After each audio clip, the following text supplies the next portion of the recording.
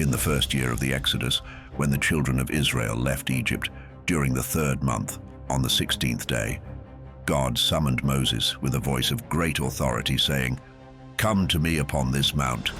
I shall give you 2 stone tablets, inscribed with my law and commandments, which you shall teach my people."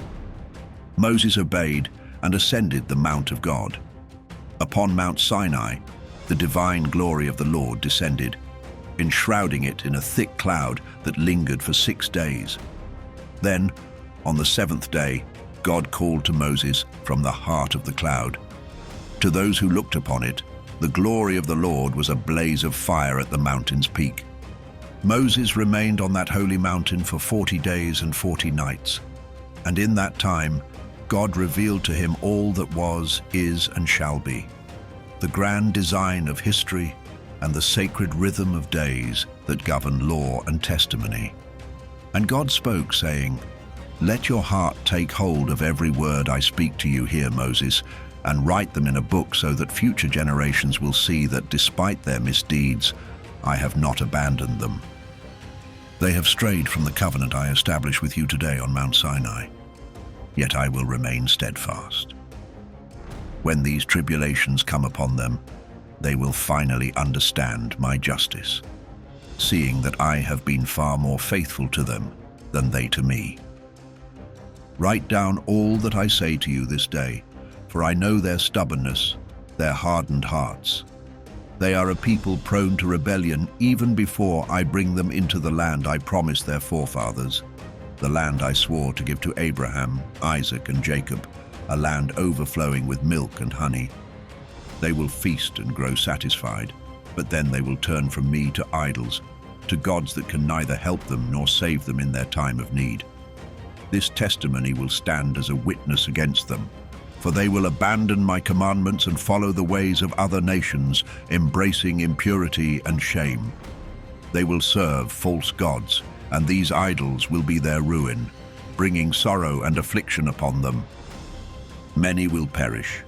Many will be taken captive, delivered into the hands of their enemies because they have forsaken my ordinances and the festivals of my covenant. They will neglect my Sabbaths, my holy place, and the tabernacle I have sanctified in their midst, meant to bear my name and be a dwelling place for my presence. They will construct altars upon high places, raise sacred groves, and carve images of false gods, each one bowing to his own creation. They will even sacrifice their children to demons, committing acts born of the darkness within their hearts. I will send prophets to warn them, to call them back to the path of righteousness, but they will not listen. Instead, they will persecute my prophets, slaying those who seek my law and altering my decrees to bring evil before my eyes. Then I shall turn my face away, allowing them to fall into the hands of the Gentiles. They shall become captives, scattered across foreign lands, consumed and devoured.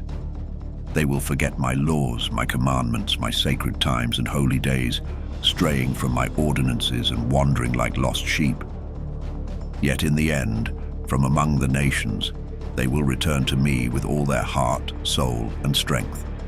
When they seek me wholeheartedly, I shall gather them from the Gentiles. In that time, they will find me, and I shall reveal to them peace overflowing with righteousness. I will purify them and plant them as a seed of righteousness within my own heart and soul. They shall become a blessing, not a curse. They shall be the head, not the tail. I shall establish my sanctuary in their midst, dwelling among them, and I will be their God, and they will be my people, bound in truth and righteousness. I will never abandon them. I am the Lord, their God. Overwhelmed, Moses fell to his face and prayed, "O Lord, my God, do not forsake your people, your chosen inheritance. Do not let them fall into error, nor deliver them into the hands of the Gentiles, lest they be led astray and made to sin against you. Raise up your mercy upon them, O Lord, and grant them a spirit of uprightness. Do not let the spirit of evil rule over them, accusing them before you and leading them into ruin. They are your people, your inheritance, delivered by your mighty hand from the grasp of Egypt. Breathe into them a clean heart, a holy spirit, that they may not be ensnared by sin for all time." And the Lord replied to Moses, "I know their stubbornness, their resistance. They will not turn until they acknowledge their own sins and the sins of their fathers. Then they will return to me in full sincerity and devotion, and I will cleanse their hearts and the hearts of their descendants, instilling in them a holy spirit. From that day forward, they will cling to me and my commandments. They shall be my children, and I will be their father. They will be known as the children of the living God. Every angel and every spirit will see them and know that they are my own, that I am their father in righteousness, and that my love for them is true.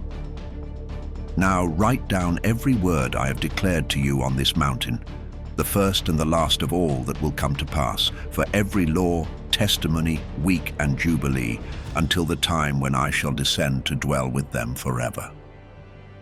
And God spoke to the angel of his presence, saying, "Record for Moses the complete account from the very beginning of creation until the day my eternal sanctuary shall be established among them."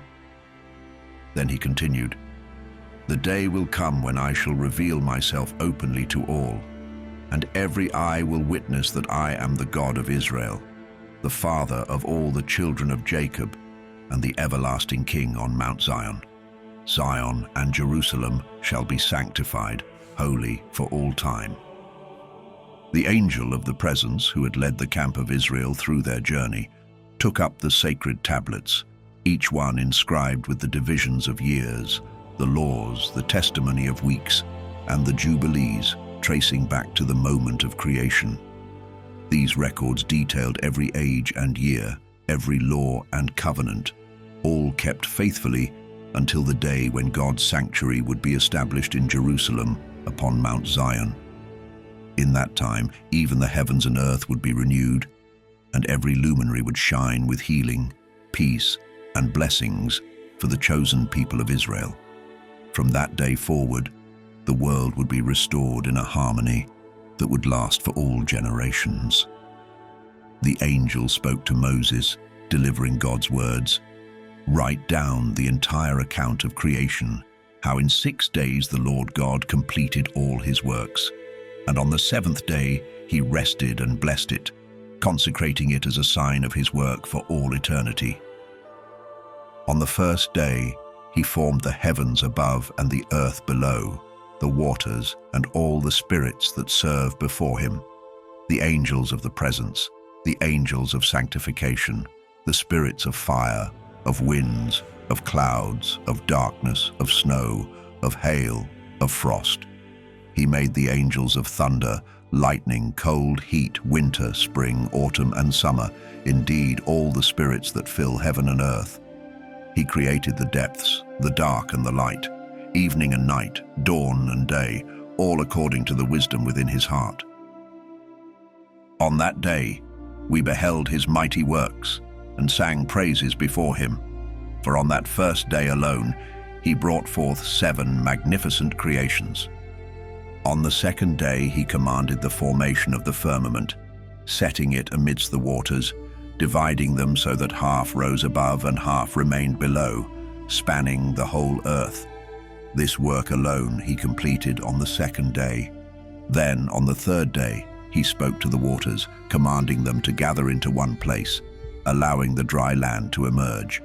And the waters obeyed, retreating to their appointed place, leaving the land bare. On that same day he fashioned the seas, each gathering in its own appointed space. He formed the rivers, the pools of water in the mountains and across the earth, the lakes and the mists that blanket the ground. He planted every seed and sprouting thing, every tree that bears fruit, every wood tree, and the Garden of Eden itself, abundant with every plant after its kind. These 4 great works he completed on the 3rd day.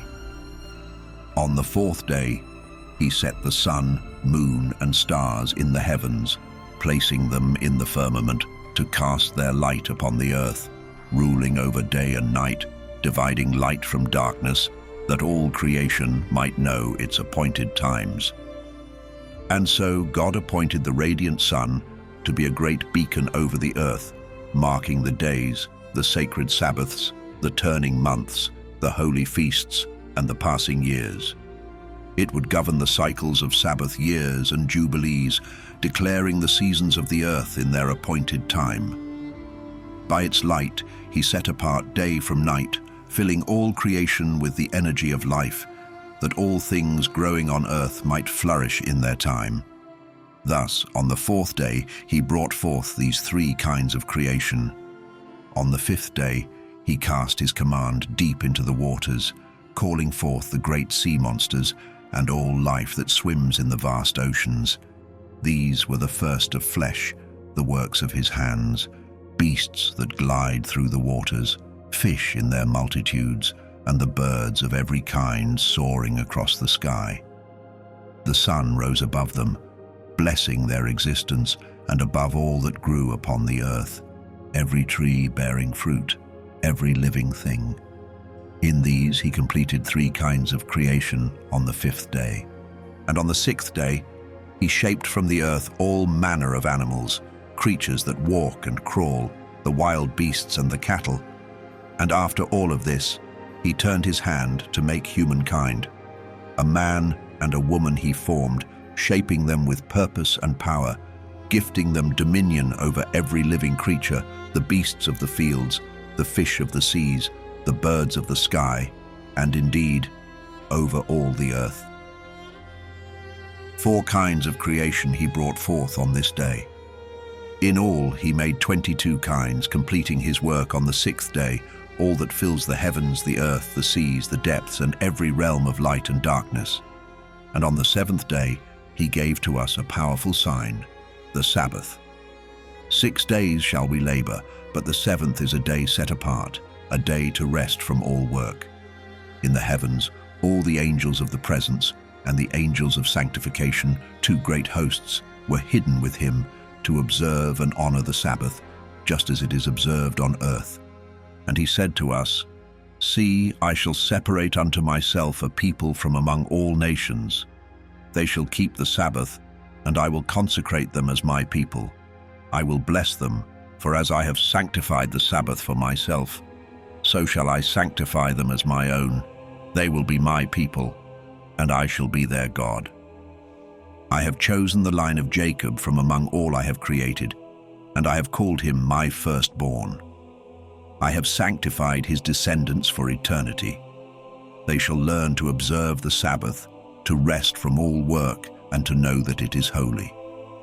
And thus, he marked a sign within creation itself, that they should join us in observing the Sabbath on the 7th day.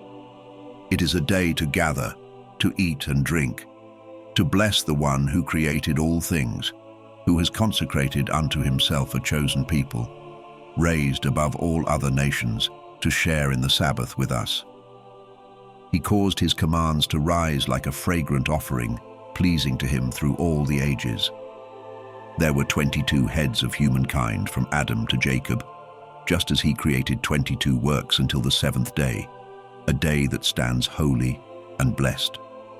And Jacob and his descendants were granted this promise, that they would forever remain the chosen and sanctified, the ones of the first covenant and law, just as he blessed and sanctified the 7th day. He created the heavens, the earth, and all that exists within them in 6 days, and on the 7th day he consecrated it, setting it apart for all his works. Thus he commanded that any who defile it shall surely die, for the 7th day is holier than all other days. And he instructed, Speak to the children of Israel, that they may observe this day, keeping it holy, not to defile it, for it is the holiest of all days. Whoever profanes it shall die, and those who work on this day will die eternally, for the Sabbath is a sign for them through all generations, so that they may remain in the land and not be uprooted. To those who keep the Sabbath, he promised holiness and blessing through all the days, like unto the angels.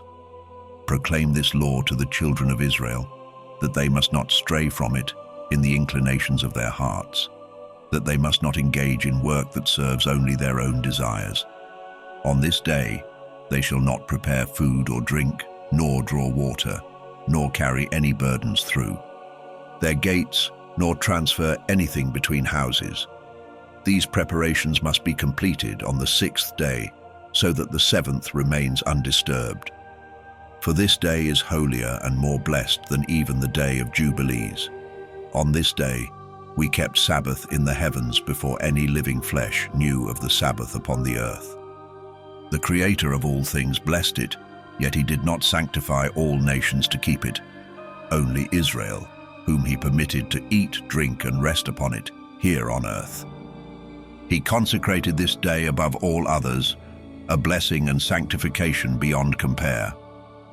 This law was given to the children of Israel as an everlasting commandment, a testimony for their generations. In the 6 days of the 2nd week, as God commanded, the angels brought every creature before Adam, each of the beasts of the field, all the cattle, the birds of the sky, and every creature that moved upon the earth and within the waters, each according to its kind and type, was brought before him. The beasts came on the 1st day, the cattle on the 2nd, the birds on the 3rd, the creeping things of the earth on the 4th, and those that swam in the waters on the 5th. One by one, Adam looked upon them, and as he named each creature, so it was called. For 5 days he saw them all, male and female, in every kind and manner that walked the earth. Yet for all their numbers and variety he remained alone, finding no companion that was his equal. Then the Lord spoke to the angels, "It is not right for the man to be alone. Let us make a fitting companion for him." So the Lord God sent a deep and dreamless sleep upon Adam, and while he slept, he took a rib from his side.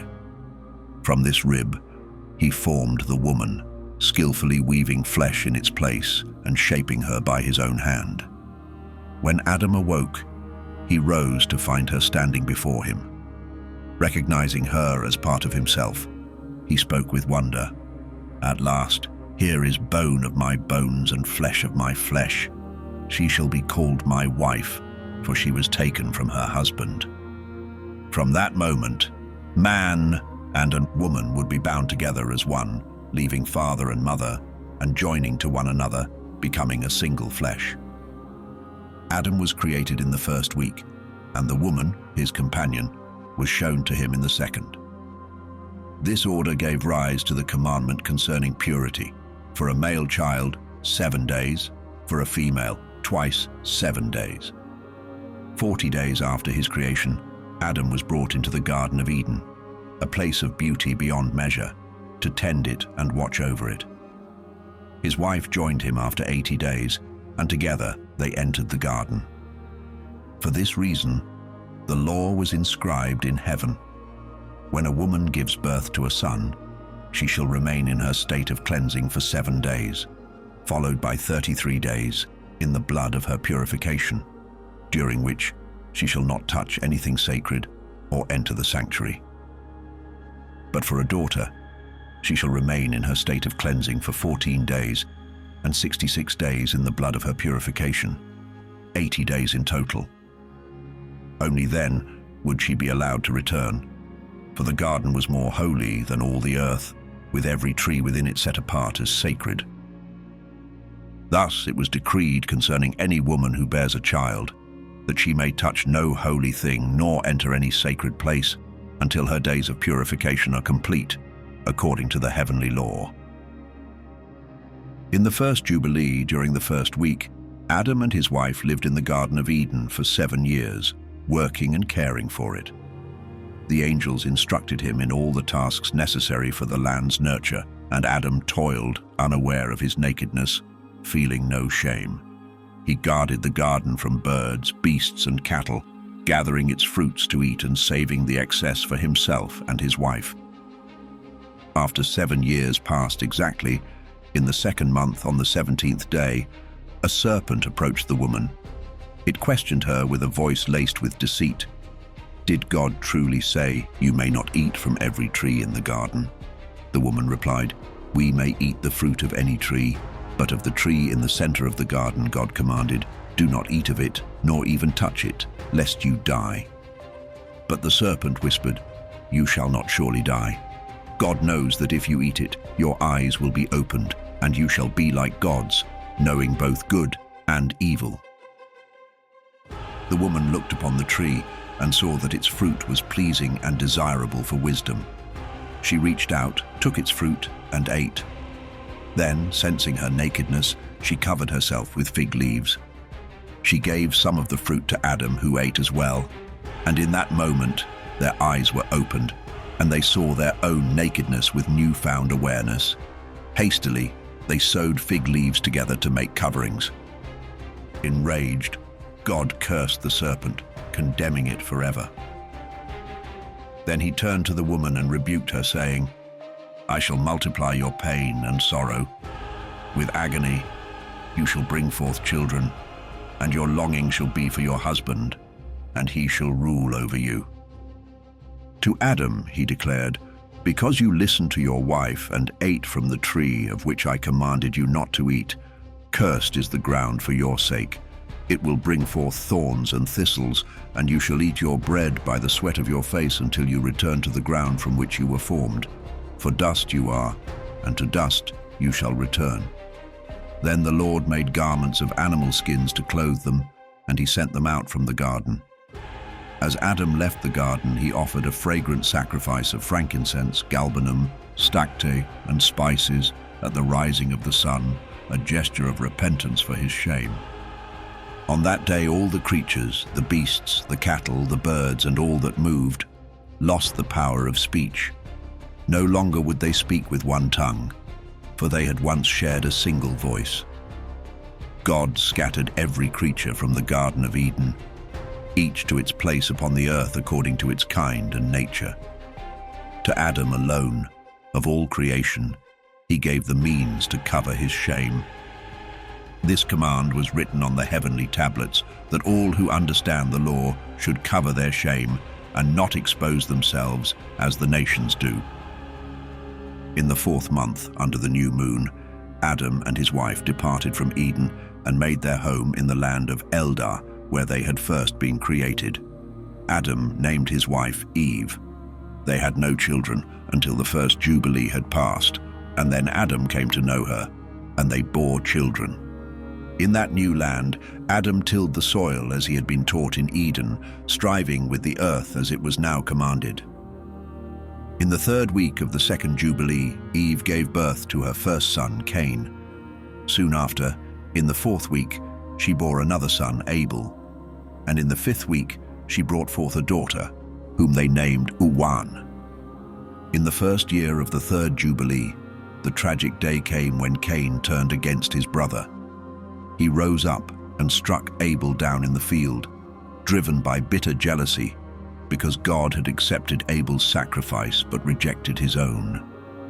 Abel's blood cried out from the ground, rising to the heavens as a call for justice, bearing witness to the betrayal and the innocent life taken. The Lord confronted Cain, holding him accountable for the blood of his brother. Because of his crime, God declared him a fugitive, cursed and condemned to wander upon the earth, forever marked by his violence. And thus it was written in the heavenly records, "Cursed is he who strikes down his neighbor in treachery. Let all who witness it declare, so be it, and let the one who sees but keeps silent be cursed as well." For this reason, each sin committed in heaven and on earth, in light or darkness, is reported before the Lord, that justice may be complete and true. Adam and his wife mourned for Abel, their hearts heavy with grief, for a period of 4 weeks of years. But in the 4th year of the 5th week, joy came once more to their home. Adam again knew his wife, and she bore him another son, whom he named Seth. God has raised up for us another seed upon the earth in place of Abel, for Cain has slain him, Adam proclaimed, finding solace in the new life given to them. In the 6th week, Adam and Eve had another daughter whom they called Azurah. Later, Cain took his sister Awan to be his wife, and she bore him a son named Enoch. At the close of the fourth Jubilee, people began to build houses on the earth, and Cain established a city, naming it after his son Enoch. Adam and Eve continued to have children, and Eve bore 9 more sons. In the 5th week of the 5th Jubilee, Seth took his sister Azurah as his wife, and in the 4th year of the 6th week, she bore him a son, Enos. And with Enos came a change. He began to call upon the name of the Lord upon the earth, setting the first foundations of worship and reverence for generations to come. In the 7th Jubilee, during the 3rd week, Enos took his sister Noam as his wife, and in the 3rd year of the 5th week, she bore him a son whom he named Kenan. Then, at the close of the 8th Jubilee, Kenan married his sister Mualeleth, and she bore him a son in the 9th Jubilee, whom he named Mahalalel. In the 2nd week of the 10th Jubilee, Mahalalel took a wife named Dinah, the daughter of Barachiel, who was his father's niece. In the 3rd week, during the 6th year, Dinah bore him a son, whom he named Jared. In Jared's time, the angels known as the Watchers descended upon the earth, sent to teach humankind justice and uprightness. In the 11th Jubilee, Jared took a wife named Barakah, daughter of Rasujal, and also of his father's brother's line. She bore him a son, whom he named Enoch, in the 5th week of the Jubilee, in its 4th year. Enoch grew to be a man of deep knowledge and was the first among men born on earth to learn wisdom, reading, and the art of writing. He recorded the signs of the heavens, keeping a record of the months and seasons in order to reveal to men the appointed times and sacred order of the year. Enoch was also the first to leave behind a testimony, carefully recounting to humankind the cycles of jubilees and years, setting forth a clear order for months and Sabbaths. He wrote down what was and what was to come, for in his sleep he saw visions of the future, revealing the fates of the children of men across all generations until the final day of judgment. Enoch saw and understood these things and recorded his testimony upon the earth as a guide for all who would follow. In the 12th Jubilee, in the 7th week, Enoch took a wife named Edni, daughter of Danel and niece to his father. In the 6th year of that week, she bore him a son, whom he named Methuselah. Enoch dwelled among the angels for 6 jubilees, and they revealed to him the mysteries of both heaven and earth.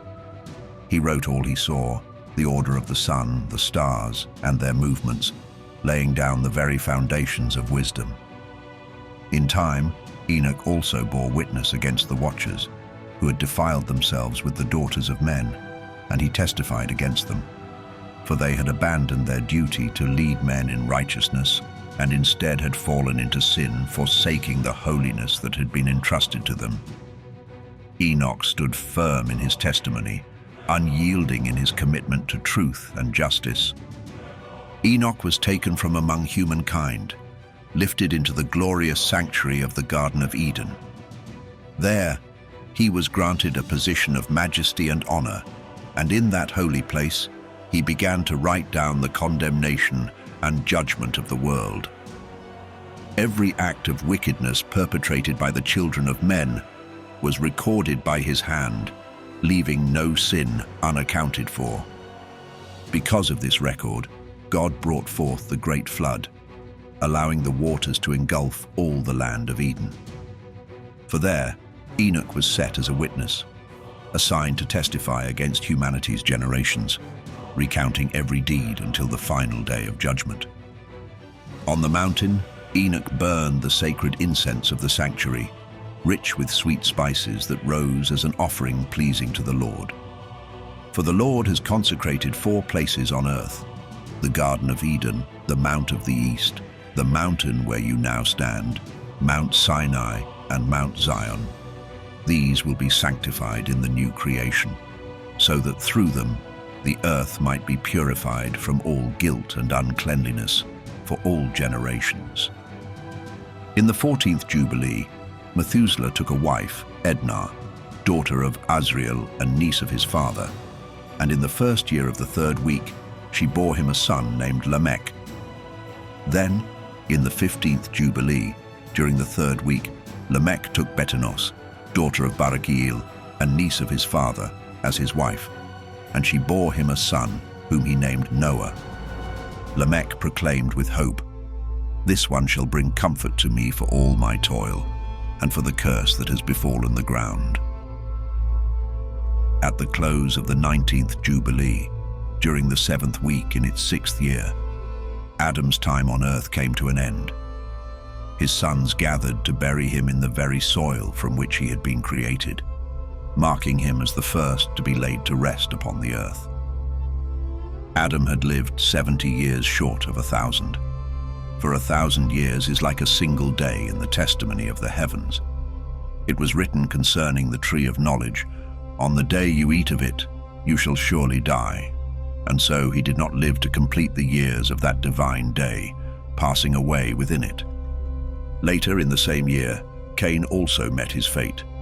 His house collapsed upon him, and he was killed by the very stones that surrounded him, a fitting judgment, as he had slain Abel with a stone, and now a stone was his undoing. Thus it was ordained in the heavenly records, "By the weapon a man uses to slay his neighbor, by that same weapon shall he be slain. In the manner he inflicted harm, in that same manner shall he be dealt with." In the 25th Jubilee, Noah took a wife named Mzarah, daughter of Rachael and niece of his father. In the 1st year of the 5th week, she bore him a son named Shem. In the 5th year she bore Ham, and in the 1st year of the 6th week, she bore Japheth. And as the population of humankind increased across the earth, daughters were born to them, fair and beautiful. In one certain year of that Jubilee, the angels of God saw them and took wives from among them, all whom they desired. Their unions bore sons, and these offspring were giants, beings of great size and strength. Lawlessness grew upon the earth, all flesh became corrupt in its ways. Humanity, cattle, beasts and birds, all creatures strayed from their ordained paths, defying the order set by God. They began to devour one another, and the hearts of men turned to wickedness continually. God looked upon the earth and saw the corruption. Every living thing on the face of the earth had chosen evil. And he declared, "I shall wipe away man and every creature of flesh upon the earth that I have created." Yet Noah found grace in the eyes of the Lord. God's wrath was fierce against the angels who had descended and defiled themselves with humanity. He commanded that they be cast out from their dominion, and they were bound deep within the earth, separated and confined in darkness. A further command was issued, that their children, those giants, would perish by the sword and be removed from the land of the living. And God said, "My spirit shall not remain within man forever, for they are but flesh. Their days shall be limited to 120 years. He sent a sword into the midst of the giants, and they turned upon one another, each slaying his neighbor, until they were destroyed from the earth. Their fathers watched, helpless, as their sons perished. Afterward, those angels who had sinned were bound in the depths of the earth, to remain there until the day of great judgment, when all who have corrupted their ways shall stand condemned." In the wake of this destruction, God remade the earth, instilling within his creatures a new, righteous nature. No longer would they be able to sin in their essence. Each would be aligned with his will and purpose. The judgment of every creature and all creation was engraved upon the heavenly records. There is no corner of heaven, earth, light or darkness, not even Sheol or the depths, that is beyond his judgment. All things have their fate written down, awaiting the day when they shall each answer according to their deeds. God judges the great by their greatness, the small by their smallness, and each according to the way they have walked. He shows no partiality, nor does he accept gifts to sway his judgment. Even if one were to offer all the treasures of the earth, he would not be moved. His justice is pure and unwavering. As for the children of Israel, it is written and decreed that if they turn back to him in righteousness, he will forgive their transgressions and show mercy once each year to all who renounce their guilt. But for those who corrupted their ways before the flood, only Noah was found worthy. His righteousness alone was enough to save his family from the flood's destruction.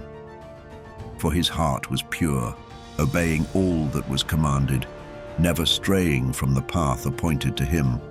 And so the Lord declared that he would destroy every creature on earth, humans, cattle, beasts, birds, and all that moves upon the ground. And so, with a voice that could not be denied, the Lord commanded Noah, saying, "Build for yourself an ark, a sanctuary of refuge from the waters of the great flood that shall cover the land." Noah obeyed, constructing the ark precisely as instructed. This monumental task he completed in the 27th Jubilee, in the 5th week and the 5th year, under the light of the new moon on the 1st month. Then, as the 6th year began, on the new moon of the 2nd month, he and all the creatures gathered and brought to him entered the ark. And on the 17th evening of that month, the Lord sealed the ark, closing it from the outside, as darkness descended. Then, in a fearsome display, the Lord opened 7 mighty floodgates in the heavens and loosed 7 great fountains from the depths of the earth. Torrents of rain poured from the skies for 40 days and 40 nights, and the waters of the deep surged upward until the whole world was submerged. The waters rose higher and higher, covering even the tallest peaks by 15 cubits, and the ark was lifted and carried upon the vast, heaving flood. For 5 relentless months, 150 days, the waters reigned over the earth, and the ark drifted across the face of the endless sea. But as time passed, the ark finally came to rest on Mount Lubar, one of the towering summits of Ararat. In the 4th month, on the new moon, the fountains of the great deep were closed, and the heavens withheld their rain. By the 7th month, on the new moon, the abysses of the earth began to open, and the floodwaters began their descent, returning to the unseen depths below. In the 10th month, the highest mountain peaks emerged, and when the new moon of the 1st month shone, the earth lay visible once more, glistening in the dawn of rebirth. As the waters receded fully, the earth dried by the 2nd month of the 7th year, on the 17th day. Noah at last opened the ark and released the beasts, birds, and every creature that had been saved. On the new moon of the 3rd month, he too left the ark, his heart lifted with reverence and gratitude. There on that very mountain he built an altar, consecrating it to the Lord with offerings to cleanse the earth of its great guilt. He chose a young goat, sacrificing its blood as atonement for the devastation wrought upon the land. Then, gathering an ox, a goat, sheep, kids, and birds, he prepared a sacred offering upon the altar. He sprinkled salt and poured oil upon it, mingling the sacrifice with wine and fragrant frankincense, filling the air with a sweet, pleasing scent. The Lord breathed in the aroma, and his heart was stirred. In his mercy, he made a solemn covenant with Noah, declaring, "Never again shall there be a flood to destroy the earth. While the earth remains, seed time and harvest shall endure. Cold and heat, summer and winter, day and night, they shall never cease their rhythm." The Lord then spoke to Noah and his descendants, "Be fruitful and multiply, filling the earth with life and blessings. I shall place the fear and awe of you in every creature upon the land and in the sea. All beasts, birds, and creatures that move upon the earth, and all fish in the waters, I give to you for food, just as I gave the green plants. But heed my command. Do not consume the flesh with its lifeblood still in it, for the life of each creature is bound within its blood." The Lord warned them, saying, "If a man sheds blood, by man shall his blood be shed, for humanity is made in the very image of God.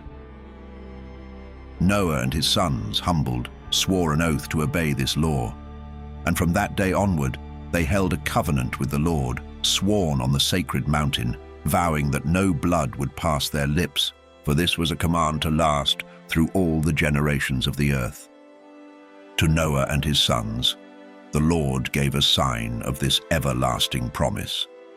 He placed a rainbow in the clouds as a symbol of his covenant, a vivid reminder that never again would a flood devastate all life on earth.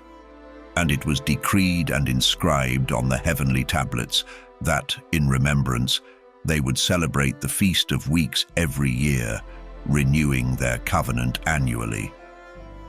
This feast, a cherished celebration since creation itself, continued until the days of Noah, through 26 Jubilees and 5 weeks of years. For 7 more Jubilees, Noah and his sons honored this sacred festival. But after Noah's death, his sons drifted from the practice until Abraham reclaimed it. In later days, the children of Israel too would forget this holy observance until it was revived anew on the mountain. Now the Lord commanded that Israel should observe this festival in every generation, a remembrance to be celebrated one day each year in the designated month, a dual feast of weeks and first fruits. The Lord instructed that this observance was to endure through all time, a commandment eternally binding upon the people. The Lord also decreed that Noah should mark the new moons of the 1st, 4th, 7th, and 10th months as holy days of remembrance. These were the appointed times to recall the divisions of the year, the moments of divine intervention, and Noah established them as feasts in honor of all that had passed. Each season held its place on the heavenly tablets, and so Noah kept them as a memorial for all generations. The Lord set forth that a full year should be measured by 364 days, ensuring that every feast and season would remain in perfect order. Should they fail to observe this precise reckoning, the cycles would falter, and the holy observances would be thrown into disarray, and in forgetting the true order, Israel would lose sight of the appointed times. The Lord's message was stern. If they abandon the order of the heavenly tablets, their celebrations will fall into corruption. They will mistake the unholy for the holy, confounding the sacred days with the profane. They will forsake the correct count of the years and indulge in practices foreign to my commands.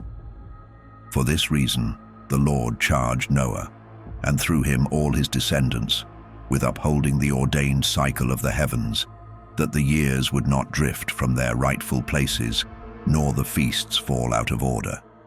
And thus, the Lord's covenant of life and blessing remained inscribed upon the earth and in the heavens, a sacred testimony to the unfailing promise given to Noah and his descendants for all time. In the 7th week of this Jubilee, during its first year, Noah took to the land where his ark had come to rest, upon the slopes of Mount Lubar, one of the Ararat mountains. With reverent hands, he planted vines in this soil, hoping they would yield their fruit. Seasons passed, and in the 4th year, his vines finally bore grapes, their clusters ripening in the 7th month, a reward he had awaited with patience. With this harvest, Noah crafted wine, storing it carefully in vessels, watching over it until the 5th year, holding off until the new moon of the 1st month. At last, he celebrated, his heart lifted with joy. On that sacred day, he prepared a feast and made offerings to the Lord, an offering of great reverence. A young ox, a ram, 7 lambs, each only a year old, and a kid from his goats he offered, seeking atonement for himself and for his sons. He first prepared the young goat, placing its blood upon the altar. With precision and care, he arranged the fat upon the fire, then laid out the flesh of the ox, ram, and lambs. All their offerings he mingled with oil, kindling a fire that rose in smoke, and he sprinkled the altar with wine as incense filled the air, sending up a sweet and pleasing aroma to the Lord, his God. Noah rejoiced that day, drinking of his own wine, he and his sons sharing in this joy together. But as evening came, Noah retreated to his tent. The wine had made him drowsy, and he lay down, drifting into sleep, his clothing undone. And there he lay, unaware, exposed within his tent. Then Ham, Noah's son, came upon him and saw his father lying there uncovered. Instead of turning away, he left the tent and spoke of it to his brothers outside. But Shem and Japheth, hearing this, took a different course. They held a garment upon their shoulders and walked backward into their father's tent, carefully averting their gaze so they would not see his shame. They laid the garment over their father, hiding his nakedness from their sight. When Noah awoke from his sleep, he knew what his younger son had done. Wrath and sorrow filled him, and he cursed Ham's son, saying, "Cursed be Canaan, an enslaved servant shall he be to his brothers." Then Noah blessed Shem, declaring, "Blessed be the Lord, the God of Shem, and may Canaan serve him." To Japheth he said, "May God enlarge Japheth, and may he dwell within the tents of Shem, and may Canaan serve them both." Ham, stung by his father's curse upon his son, grew bitter, and so he departed from Noah's dwelling. With his sons, Cush, Mizraim, Put, and Canaan, he went his own way. There he built himself a city, naming it after his wife, Nealatamauk. Japheth, seeing this, grew envious and also built a city, calling it by his wife's name, Adataneses. But Shem remained, near his father, building a city by the mountainside, naming it Sedekatelabab, in honor of his own wife. Thus the three cities came to stand near Mount Lubar, Sedekatelbab upon the eastern side, Nailatamauk on the south, and Adataneses to the west. And from these sons came new generations, Elam, Ashur, Arpachshad, who was born 2 years after the flood, Lud, and Aram from Shem, and from Japheth, Gomer, Magog, Madai, Javan, Tubal, Meshech, and Tiras. In the 28th Jubilee, Noah called his descendants together, solemnly imparting the wisdom and laws he had come to know, urging them to pursue righteousness, to cover their own shame with dignity, to honor their Creator, to respect father and mother, to love their neighbors, and to keep their souls free from fornication, uncleanness, and sin. Noah's voice grew heavy as he spoke of the ancient calamities that had brought the flood. For 3 things did the waters come upon the earth: for the unholy unions that arose when the watchers defied their place and sought out the daughters of men, taking wives as they pleased, sparking the beginnings of uncleanliness. They bore strange children, giants called the Nephilim, whose savage ways brought chaos. The giants turned upon each other, killing and consuming, the strong preying on the weak until bloodshed covered the land. In time, their violence turned against even the beasts, the birds, and all that moved across the earth. The imagination of men became dark, thinking only of evil, always seeking to do harm. And so the Lord looked upon this earth, and in his sorrow and justice swept it all away, sparing none save for me, my sons, and all that entered the ark with us. And yet I look at you, my sons, and I see that you have begun to turn from the path of righteousness. You quarrel, you envy, and you set yourselves apart from one another. Noah's voice trembled, filled with foreboding. I fear for you, my sons. Even now, the demons seek to seduce you and your children. After I am gone, will you too begin to spill each other's blood? Will you bring ruin upon yourselves until none remain upon the earth? Hear me. Any who shed the blood of another or consume blood will be destroyed, without descendants left under heaven. They will descend to Sheol, to the place of condemnation, cast into the darkness of the abyss, meeting a violent end. Therefore let no blood remain upon you, Noah continued. Wherever you have slain beasts or birds, cover that blood with care. Guard yourselves, and let no one among you consume blood. Cover it, For this command I pass to you and your descendants, to all flesh that breathes upon the earth. Do not let the life within the blood be defiled by the hands of man. Know this, the earth shall not be cleansed of the blood that is shed upon it except by the blood of those who shed it. My children, listen well, for what I tell you now must be etched into your hearts. Pursue righteousness with all your strength. Let justice be your guide in all things. May you be firmly planted in a legacy of righteousness that spreads across the earth, so your glory may rise, a testament before our God, the one who spared me from the flood's deadly waters, the Almighty who granted us this new life. Behold, you will journey forth, building cities, planting fields with all the plants that cover the earth, and filling your orchards with fruit-bearing trees. Yet remember this, for 3 years no fruit is to be gathered. Only in the 4th year shall you deem its yield sacred, offering its first fruits to the Most High, who created the heavens and the earth. Bring the best of your wine and oil as offerings, setting them on the Lord's altar in gratitude. What remains is for the servants of the Lord's house to consume, as they gather before his holy altar. He paused, the intensity of his gaze pressing into them. And in the 5th year, let the release be made in righteousness, so that all debts and burdens may be lifted in fairness. By following this path, you shall flourish, and all that you plant will prosper. These commandments come from the ancient wisdom passed down by our forefathers. Enoch, father of Methuselah, Methuselah, father of Lamech, and from Lamech to me. Each generation was instructed in these ways. Now, my sons, I too pass this legacy on to you, as Enoch commanded us in the earliest days. Let this guidance sustain you through all your days. In the 29th Jubilee, in the 1st week, Arpachshad, son of Shem, took a wife named Rasurjah, daughter of Susan, herself a daughter of Elam. In the 3rd year of their union, she bore him a son, whom they named Cainam. As Cainam grew, his father taught him the art of writing, and he became curious, eager to find a place to establish his own city. During his search, he discovered ancient carvings on a rock, inscriptions left by past generations.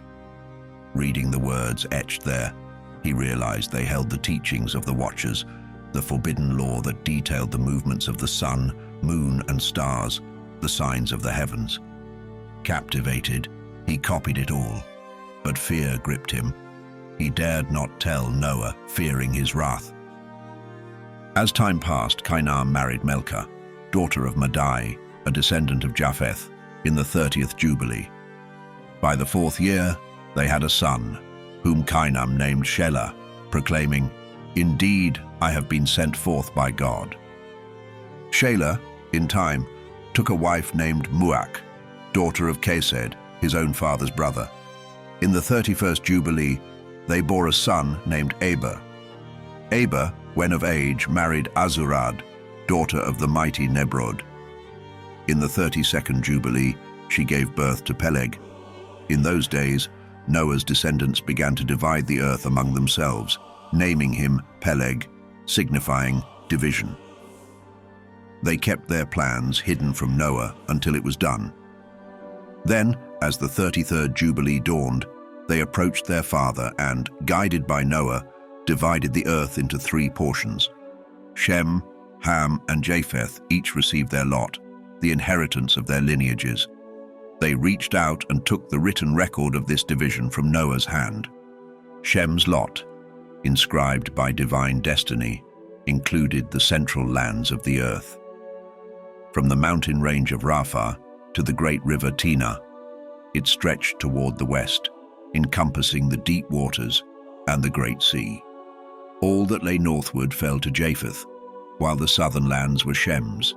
The boundaries extended along the vast sea to Karasu, reaching toward the south, encompassing the edge of the Egyptian Sea. Noah looked upon this portion that fell to Shem and felt his heart swell with joy. For it was then that he remembered his own prophecy, the words he had once spoken with conviction. Blessed be the Lord, God of Shem. May the Lord dwell among Shem's people, resting in their midst as their eternal guide. He came to understand the sacred nature of certain places in the world, realizing that the Garden of Eden was indeed the holiest of holies, the very dwelling place of the Lord. Mount Sinai stood as the heart of the barren desert, and Mount Zion was the very center of the earth itself. These three sacred sites were crafted by divine design, each one facing the others, creating a powerful trinity of holy places across the world. In reverent awe, he lifted his voice in blessing, praising the God of gods, who had placed his divine word within him, enabling him to speak wisdom and blessing for eternity.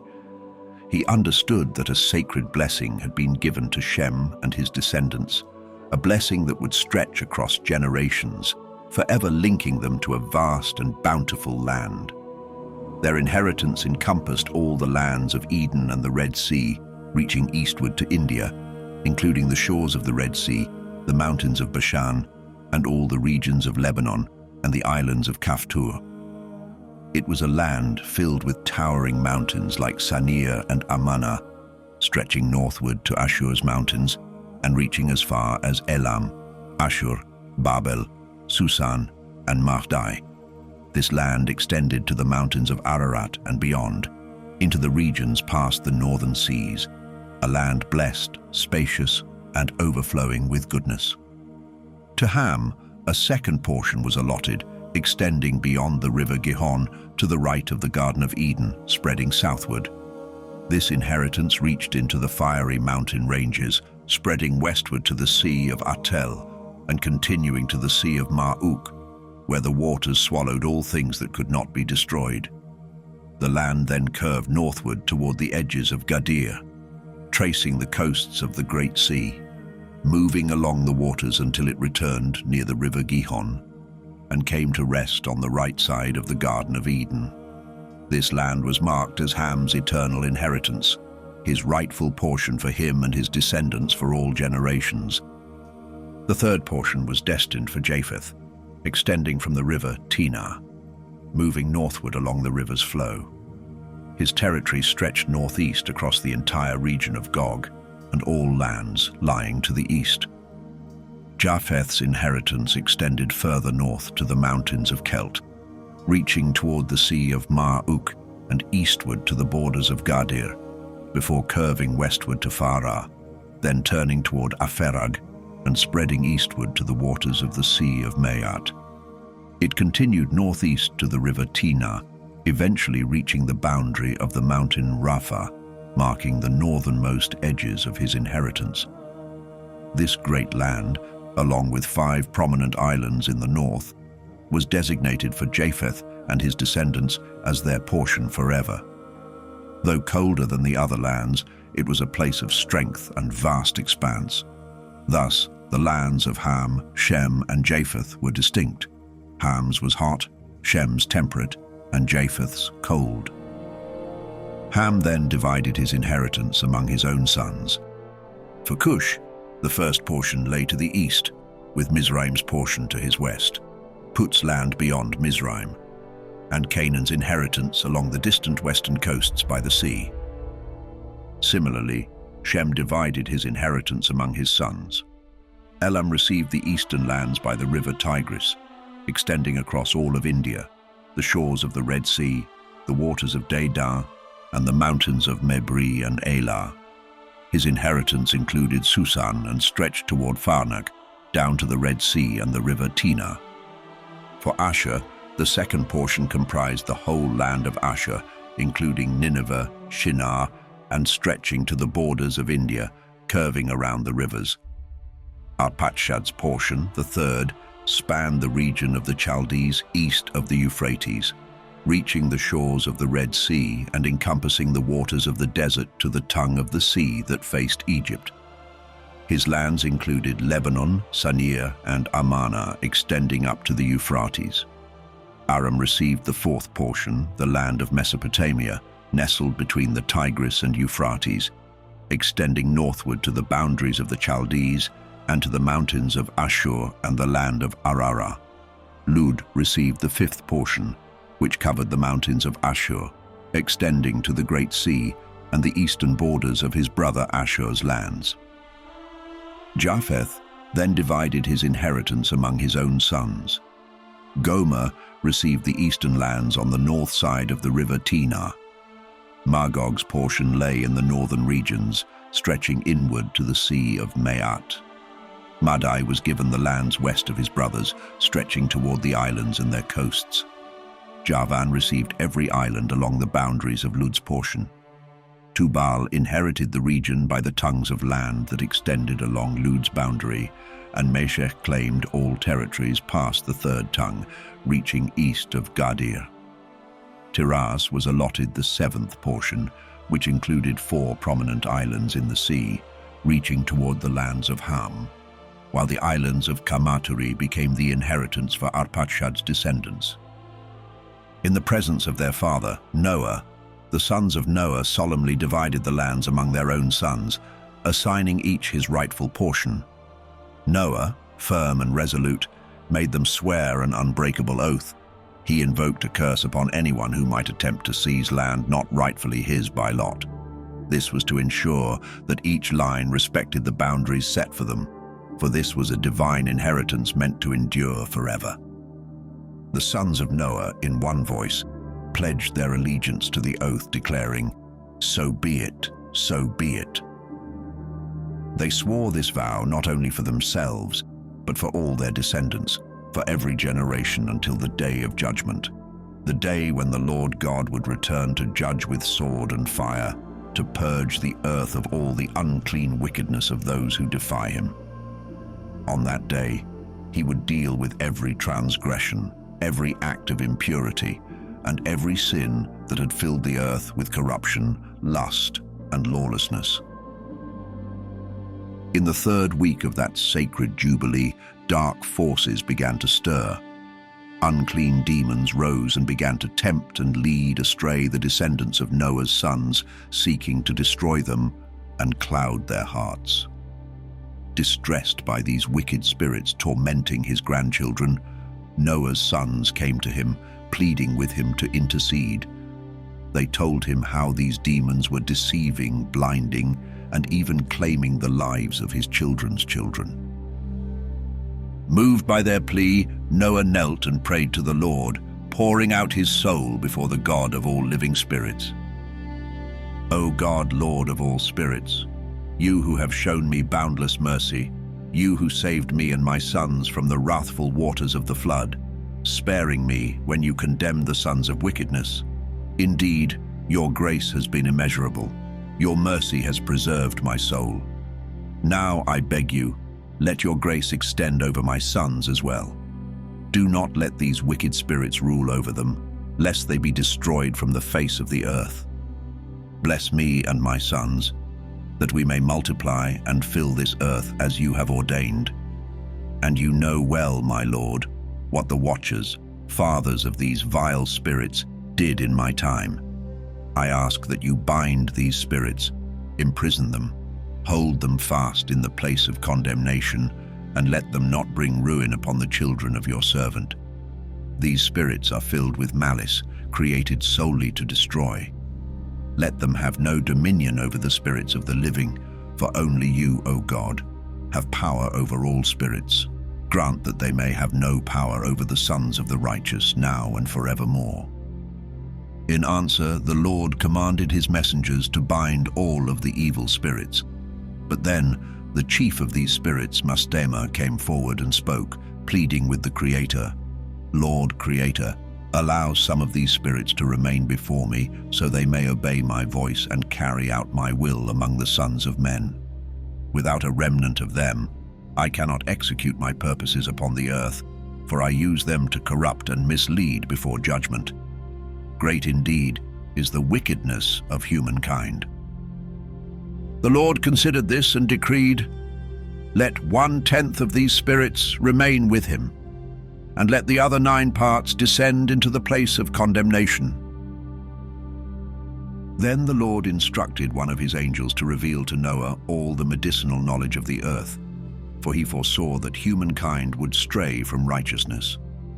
Following his word, the angels bound the malicious spirits in the place of judgment, leaving only a tenth under Satan's authority on earth. The angelic messenger then taught Noah about every medicine that could heal the ailments caused by these spirits, as well as the remedies to counter their seductions and deceit. Noah wrote everything he learned in a book, recording every detail of each medicine as instructed. In this way, the children of Noah were shielded from the harm of the evil spirits. Noah passed down this precious knowledge to his eldest son, Shem, whom he loved above all his sons, entrusting him with the wisdom to protect future generations. After completing his mission on earth, Noah was gathered to his fathers and was buried on Mount Lubar in the land of Ararat. He lived for 950 years, 19 jubilees, 2 weeks, and 5 years in all. Throughout his days, Noah stood out among humankind for his righteousness, a true servant of the Lord. Yet only Enoch exceeded him, for Enoch had been set apart for an even greater purpose. His role was to bear witness across generations, recounting the deeds of humanity and preserving the testimony of righteousness until the final day of judgment. In the 33rd Jubilee, during the first year of the second week, Peleg took a wife for himself. Her name was Lomna, daughter of Sina'ah, and in the 4th year of that week, she bore him a son. He named the child Ru, saying to himself, "See now, the children of men have fallen into wickedness, driven by their dark ambition to build for themselves a city and a tower in the land of Shinar." So it was that humanity left the land of Ararat and journeyed eastward to Shinar. And in those days they began to build a city and a towering structure, saying to one another, "Come, let us build a path to the heavens, that we might ascend to the very realm of God."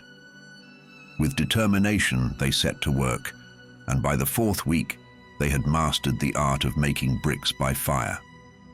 These bricks they used as stone, binding them together with asphalt, a substance that poured forth from the sea and from the fountains of Shinar. They built tirelessly, laboring for 43 years. Their tower grew taller and taller. Its width spanned 203 bricks, each brick a third of a cubit in height, and the tower rose to a staggering 8,150 feet. Its walls stretched 7,800 feet on one side and 18,000 feet on the other, a monument to human ambition and defiance. Then the Lord God, seeing this spectacle, spoke to the heavenly hosts, "Look, they are united as one people, and this is only the beginning of what they will attempt. Now nothing will restrain them. Come, let us descend and confound their language, so they will no longer understand one another's speech. Thus they shall be scattered into cities and nations, and their shared purpose will dissolve until the day of judgment." The Lord himself descended, and his hosts descended alongside him to witness the city and the tower built by the children of men. Then he scattered their language, leaving them unable to understand one another. Confusion overtook them, and they abandoned their great work, leaving the tower unfinished. And from that day forward, the land of Shinar became known as Babel, for there the Lord had confused the language of all humankind and scattered them into their own cities and nations, each group speaking its own tongue. To complete this judgment, the Lord sent a mighty wind against the tower, toppling it to the ground. It lay between Asher and Babylon in the land of Shinar, and they named it Overthrow, for it was there that human pride was humbled. In the 1st year of the 34th Jubilee, during the 4th week, the peoples dispersed from Shinar. As Ham and his sons journeyed, they moved southward, settling in the lands that had been allotted to him. But Canaan, seeing the fertile land of Lebanon stretching to the river of Egypt, found it pleasing and chose not to go westward to his designated inheritance by the sea.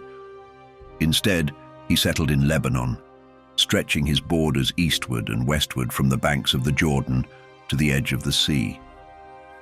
When Ham, along with his other sons, Cush and Mizraim, learned of this, they warned him, saying, "Canaan, you have chosen to settle in a land that is not yours, a land that did not come to us by lot. You must not do this, for if you persist, you and your descendants will bring ruin upon yourselves, condemned by the same spirit of rebellion that brought you here. By rebellion you have claimed this land, and by rebellion your children shall fall, and you will be rooted out forever. Do not dwell in the inheritance of Shem, for it was given by lot to Shem and his descendants alone." But Canaan paid no heed to their warning. He remained in the land of Lebanon, stretching from Hamath to the borders of Egypt, dwelling there with his sons up to this very day. And because of his defiance, that land came to be known as Canaan.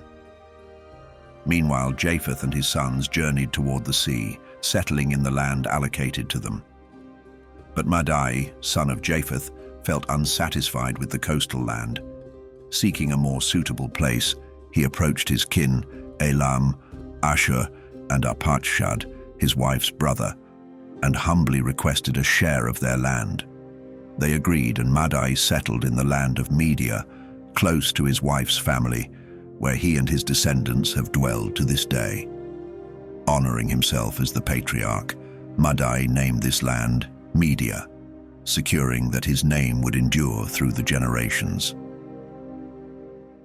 In the 35th Jubilee, during the 3rd week and the 1st year, Roy chose a wife for himself, a woman named Orah, the daughter of Ar, son of Kesed. In the 7th year of that same week, she bore him a son. With great thought, he named the boy Seroh, for he saw the world around him plunging deeper into wickedness and chaos.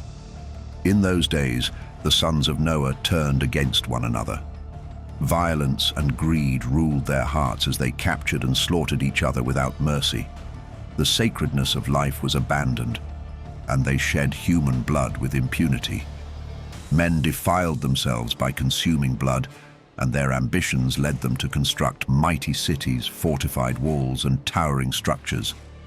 Pride swelled among individuals as they exalted themselves above their peers, founding the first kingdoms and waging wars, people against people, city against city, and nation against nation. Evil spread like a plague as they forged weapons of war and taught their sons the ways of battle. Cities were conquered, and the defeated were sold as male and female slaves. During this era of lawlessness, son of Kesed, built a city in the land of the Chaldees. He named it Ara, after himself and his father, a monument to his pride. But the people fell further into corruption, crafting molten images and graven idols to worship. Each one bowed to the lifeless gods they had fashioned with their own hands. Unclean spirits, malicious and cunning, led them astray, urging them into ever deeper transgressions and defilements. Mastema, the Prince of Darkness, intensified his efforts to corrupt mankind. He unleashed a host of spirits under his command to sow sin and destruction across the earth. These wicked beings delighted in bloodshed, spreading deceit and leading humanity to commit every imaginable transgression. Seeing the depravity of his age, Ru named his son Serug, for the hearts of all had turned toward sin and rebellion. Serug grew up and made his home in Ur of the Chaldees, near the household of his wife's maternal grandfather. Like the others, he succumbed to the idolatry of his time. In the 36th Jubilee, during the 5th week and the 1st year, he took a wife named Melka, the daughter of Karber, his father's brother's daughter. She bore him a son, Nahor, in the 1st year of that week. Nahor grew and remained in Ur of the Chaldees, where his father taught him the secret knowledge of the Chaldeans, the arts of divination, and the reading of heavenly signs. In the 37th Jubilee, during the 6th week and the 1st year, Nahor married a woman named Ijaskar, the daughter of Nestag of the Chaldees. In the 7th year of that week, she bore him a son, Terah. Yet even in Terah's infancy, Mastema's wickedness persisted. the Prince of Darkness sent flocks of ravens and other birds to devour the seeds sown in the fields, stripping the earth of its fruitfulness. Before the farmers could plow the seed into the ground, the birds descended and snatched it away. Because of this devastation, Nahor named his son Terah, meaning destitution, for the birds left the people impoverished and desperate. The land grew barren in those days, and the toil of men became fruitless. The birds consumed not only the seeds in the fields, but also the fruit from the trees. Though the people labored tirelessly, only a small portion of their harvest could be salvaged, and they struggled to survive. By the 39th Jubilee, during the second week in the first year, Terah took a wife named Edna, the daughter of Abram, who was the daughter of his father's sister. In the 7th year of that week, she bore him a son. Terah named the boy Abram in honor of his wife's father, who had passed away before his daughter conceived. As Abram grew, his understanding of the world deepened, and he began to perceive the grievous errors of humanity. Everywhere he looked, people had turned from righteousness, chasing after graven idols and indulging in unclean practices. When he was just 2 weeks of years old, his father Terah taught him the art of writing. Yet even then, Abram's spirit resisted the idolatry surrounding him. By the weight of conviction, he chose to separate himself from his father's ways, determined that he would not bow to lifeless idols. In those early days of awakening, Abram prayed fervently to the Creator of all things. "O great Maker of heaven and earth," he pleaded, "rescue me from the errors of mankind. Let my soul not be ensnared by their vile practices. May my portion be set apart, far from the stain of uncleanness."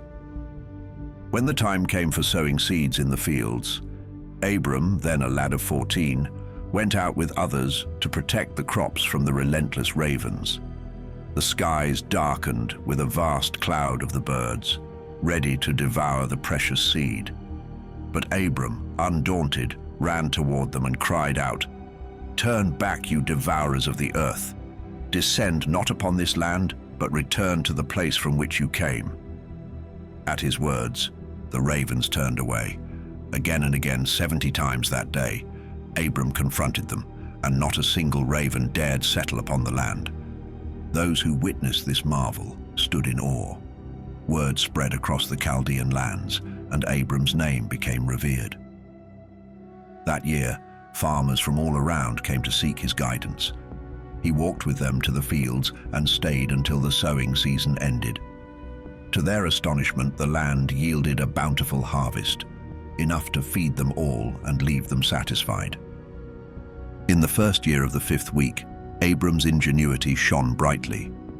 He taught craftsmen who worked with wood to fashion a new tool, an implement attached above the plow.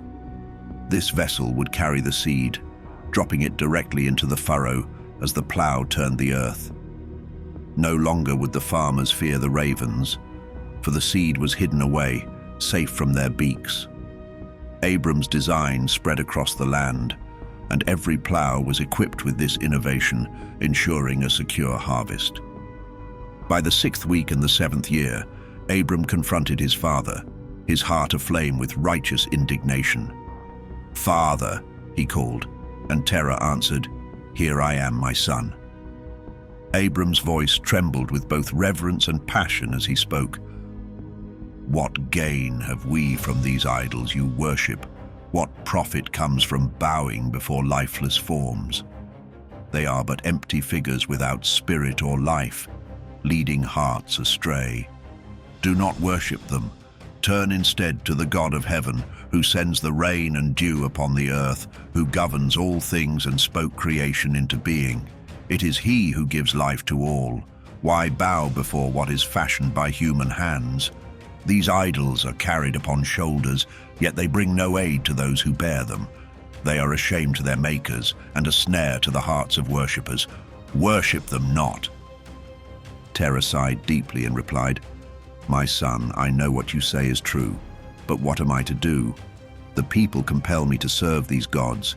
If I speak the truth, they will slay me, for their hearts cling to this false worship. "Be silent, my son, lest they also kill you." Though Abram's words were filled with wisdom, they stirred anger in his brothers. They chastised him fiercely, and Abram chose to remain silent, biding his time. In the 40th Jubilee, during the 2nd week and the 7th year, Abram took a wife named Sarai, the daughter of his father. She became his beloved companion. His brother Haran also married, and in the 3rd year of the 3rd week, Haran's wife bore him a son, whom he named Lot. Nahor, their other brother, also took a wife, and their families grew. In the 60th year of Abram's life, a pivotal event unfolded. In the stillness of the night, Abram arose, his heart ablaze with zeal for the true God. With fire in his hands, he set alight the house of idols, consuming every image within. The flames raged, and no one in the household noticed until it was too late. The family awoke in alarm, rushing to save their gods from the inferno. Haran, desperate to preserve what he deemed sacred, threw himself into the blaze, but the fire overpowered him. He perished in the flames, and his death left a shadow over the house of Terah. Haran was laid to rest in Ur of the Chaldees, the city of his birth, and the idols he sought to protect were reduced to ashes.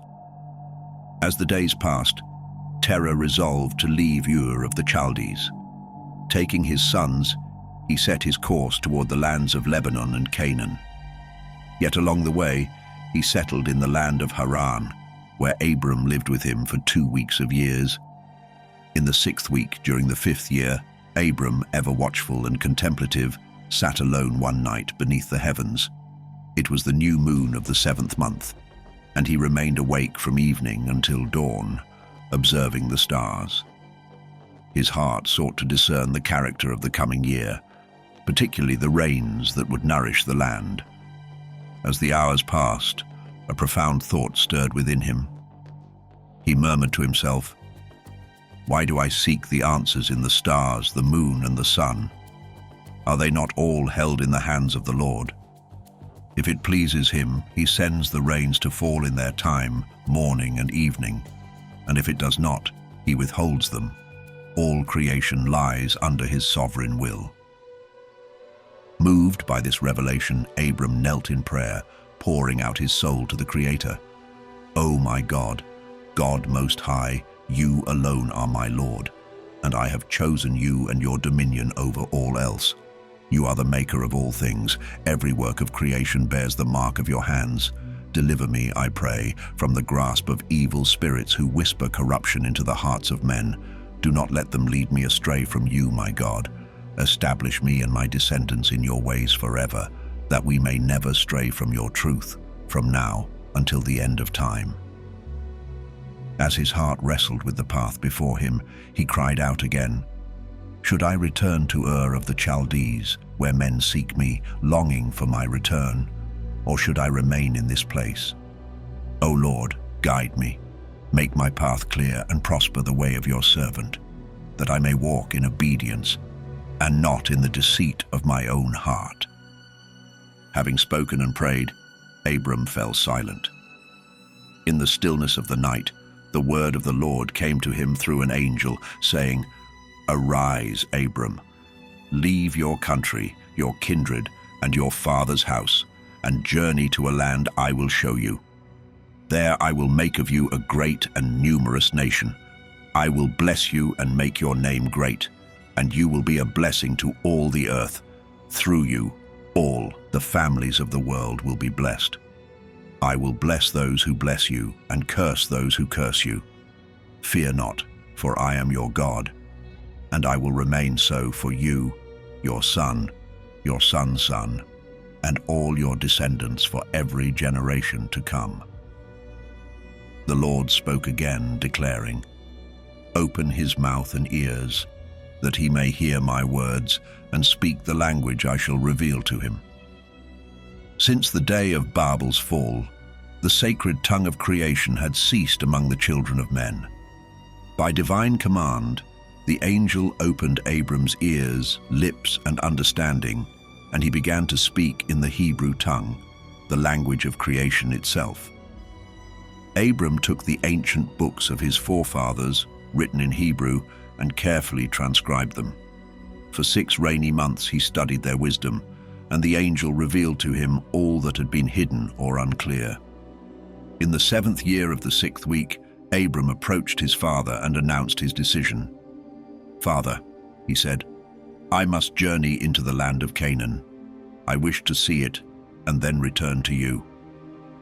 Terah, though heavy-hearted, blessed him with these words, "Go in peace, my son. May the eternal God make your path straight. May the Lord walk with you, shielding you from every evil. May you find grace, mercy, and favor in the eyes of all who see you, and may no man have the power to harm you. Go in peace." Terah then added, "If you find a land that pleases your eyes and feels right to dwell in, return for me and take me with you. Take Lot, the son of your brother Haran, as your own son, that he may go with you. The Lord be with you. But leave Nahor with me until you return, and then we shall all go together as one." Abram departed from Haran, accompanied by Sarai, his beloved wife, and Lot, the son of his brother Haran. Together they journeyed toward the land of Canaan. Along the way, they passed through Asher and continued until they arrived at Shechem, where Abram chose to settle near a towering oak. As he gazed upon the land, its beauty overwhelmed him. From the entrance of Hamath to the towering oak, the land stretched before him, vibrant and lush. In that moment, the voice of the Lord came to Abram, declaring, "To you and your descendants, I will give this land." Overcome with awe and gratitude, Abram built an altar at that place. There he offered a burnt sacrifice to the Lord, who had revealed himself to him. From there, Abram moved to the mountains, pitching his tent between Bethel to the west and Ai to the east. Again he looked upon the land and marveled at its vastness and abundance. The vineyards flourished with grapes, while figs, pomegranates, and date palms grew in abundance. Oaks, terebinths, olive trees, and towering cedars adorned the landscape, and streams of water flowed freely from the mountains. Abram lifted his voice in praise, blessing the Lord who had brought him safely out of Ur of the Chaldees and into this promised land. In the 1st year of the 7th week, on the new moon of the 1st month, he built another altar atop the mountain. There, he called upon the name of the Lord, proclaiming, "You, O eternal God, are my God." On that altar, Abram offered another burnt sacrifice, praying fervently that the Lord would remain with him and never abandon him for all the days of his life. From the mountains, Abram continued his journey southward, eventually arriving in Hebron, a newly built settlement. He stayed there for 2 years, then moved onward into the southern lands of Beloth. But during this time, famine spread across the land, forcing Abram to seek refuge in Egypt. In the 3rd year of the week, Abram arrived in Egypt and dwelt there for 5 years. It was during this time that Sarai, his wife, was taken from him by Pharaoh. Yet the Lord intervened mightily on Abram's behalf, striking Pharaoh and his household with great plagues because of Sarai. Abram's wealth grew exceedingly during this time. His flocks of sheep and herds of cattle multiplied. He gained many donkeys, horses, and camels, along with numerous servants and great treasures of silver and gold. Lot, too, became wealthy as a result of Abram's blessing. When Pharaoh returned Sarai to Abram, he sent them both away from Egypt with all their possessions. Abram retraced his steps, returning to the place where he had first pitched his tent between Bethel and Ai. There, at the altar he had built earlier, he knelt in thanksgiving and blessed the Lord who had brought him back in peace. In the 41st Jubilee, during the 3rd year of the 1st week, Abram returned to this place once more. He offered another burnt sacrifice on the altar, calling upon the name of the Lord and declaring, "You, O Most High God, are my God forever and ever." However, in the following year, Lot chose to part ways with Abram. He moved to Sodom, a city known for its great wickedness. The parting grieved Abram deeply, for he loved Lot as a son and still had no children of his own. Not long after Lot had left, the Lord spoke again to Abram. "Lift your eyes now from the place where you dwell.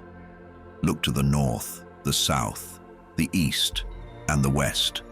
All the land you see, I shall give to you and your descendants forever. I will make your offspring as countless as the sands of the sea. Though the dust of the earth may be measured, your descendants will be beyond number. Arise, walk the length and breadth of this land, for I give it to you and your seed." Hearing this, Abram obeyed. He journeyed to Hebron and made it his dwelling place, trusting in the promise of the Lord. In that fateful year, Chedorlaomer, king of Elam, joined forces with Amraphel, king of Shinar, Arioch, king of Elasar, and Tidal, king of nations. Together, they unleashed their fury upon the land, striking down the king of Gomorrah and causing the king of Sodom to flee in desperation. The battlefield in the Vale of Siddim, near the Salt Sea, was littered with the fallen, many having perished from grievous wounds. The victors ransacked Sodom, Admah, and Zeboim, taking all they pleased, including Lot, Abram's nephew, along with all his possessions. They carried them away to Dan, reveling in their conquest. But one survivor escaped the carnage and made his way to Abram, bearing grim tidings. Upon hearing of Lot's capture, Abram's heart burned with righteous indignation. Without hesitation, he armed the trained men of his household, readying them for battle. Abram, the servant of the Most High, consecrated this moment as holy. He established a perpetual ordinance. 1/10 of all the first fruits would be dedicated to the Lord, an eternal decree for all generations. This tithe would sustain the priests who served before the Lord, providing them with joy and sustenance. After the victorious campaign, the king of Sodom approached Abram with reverence, bowing low and saying, "My lord Abram, grant me the lives of those you have rescued. As for the spoils, they shall be yours."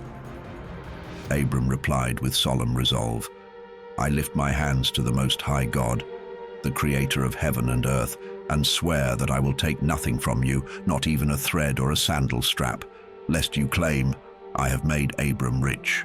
Let only the young men keep what they have eaten, and the portion due to my allies, Anna, Eshcol, and Mamre. They may claim their rightful share, but I shall not."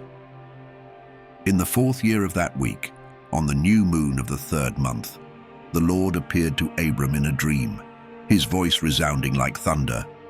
"Fear not, Abram. I am your defender, and your reward will be exceedingly great." Abram's heart was heavy as he replied, "Lord, what reward could matter when I remain childless? Eliezer of Damascus, the son of my servant, stands as my heir. You have granted me no seed." The Lord answered with unwavering assurance, "Eliezer shall not be your heir. A son born of your own flesh will inherit your legacy." Then the Lord led Abram outside, saying, "Look to the heavens and count the stars if you can. So numerous shall your descendants be." Abram gazed up at the boundless sky, awestruck by the multitude of stars. And in that moment, he believed in the Lord's promise, and it was credited to him as righteousness. The Lord continued, "I am the God who brought you out of Ur of the Chaldees to give you this land, a possession for you and your descendants forever." Abram asked, with reverence yet yearning, "Lord, how can I be sure that I will inherit it?"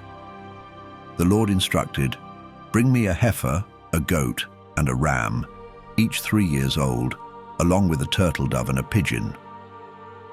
Abram obeyed, gathering the animals as the Lord commanded. At the oak of Mamre near Hebron, he built an altar and sacrificed the animals, pouring their blood upon the altar. He carefully divided the carcasses, laying each piece opposite the other, but left the birds untouched. As scavenger birds descended upon the sacrifices, Abram drove them away, protecting the sacred offering. As the sun set, an overwhelming dread fell upon Abram, a darkness heavy with divine awe. Then the voice of the Lord spoke, piercing the veil of night. "Know this for certain, Abram. Your descendants will be strangers in a land not their own. They will be enslaved and afflicted for 400 years. But I will judge the nation that enslaves them, and they will emerge with great wealth. As for you, you will go to your fathers in peace and be buried at a ripe old age. In the 4th generation, your descendants will return here, for the iniquity of the Amorites has not yet reached its full measure." When Abram awoke, the sun had set completely. Before him appeared a vision, a smoking furnace and a flaming torch passing between the sacrificial pieces. On that day, the Lord established his covenant with Abram, saying, "To your descendants I will give this land, from the river of Egypt to the great Euphrates, the territory of the Kenites, the Kenizzites, the Cadmonites, the Perizzites, the Rephaim, the Amorites, the Canaanites, the Girgashites, and the Jebusites." With the covenant sealed, Abram offered the pieces, along with fruit offerings and drink offerings, upon the altar. The fire of the Lord consumed them, marking the holy pact. From that day forth, Abram observed the festival and the ordinance, dedicating it to the Lord as an everlasting covenant. Abram was filled with joy and shared everything with Sarai, his wife. His faith in the promise of a son remained steadfast, though Sarai herself had not yet borne him a child. Sarai, however, was troubled by her barrenness. Desiring to fulfill the promise, she turned to Abram and said, "My lord, take Hagar, my Egyptian maidservant, as your wife. Perhaps through her I may build a family and see the promise fulfilled." Abram, moved by Sarai's words, agreed. Sarai brought Hagar to Abram, and he took her as his wife. Hagar conceived, and in due time she bore a son. Abram named him Ishmael. This came to pass in the 5th year of that week of years, and Abram was 86 years old when Ishmael was born. In the 5th year of the 4th week of the Jubilee, during the 3rd month, and at its midpoint, Abram celebrated the feast of the first fruits of the grain harvest. He built an altar to the Lord and offered a heifer, a goat, and a sheep as burnt sacrifices, along with their grain and drink offerings, all sprinkled with the sweet aroma of frankincense. As the smoke of the offerings rose, the Lord appeared to Abram and spoke, his voice a mighty proclamation. "I am God Almighty. Walk before me with integrity and be perfect. I will establish my covenant between me and you, and will multiply you exceedingly." Overcome with awe, Abram fell prostrate before the Lord, and the Lord continued, "Behold, my covenant is with you. You shall become the father of many nations. Your name will no longer be Abram, but Abraham. For I have made you the father of multitudes.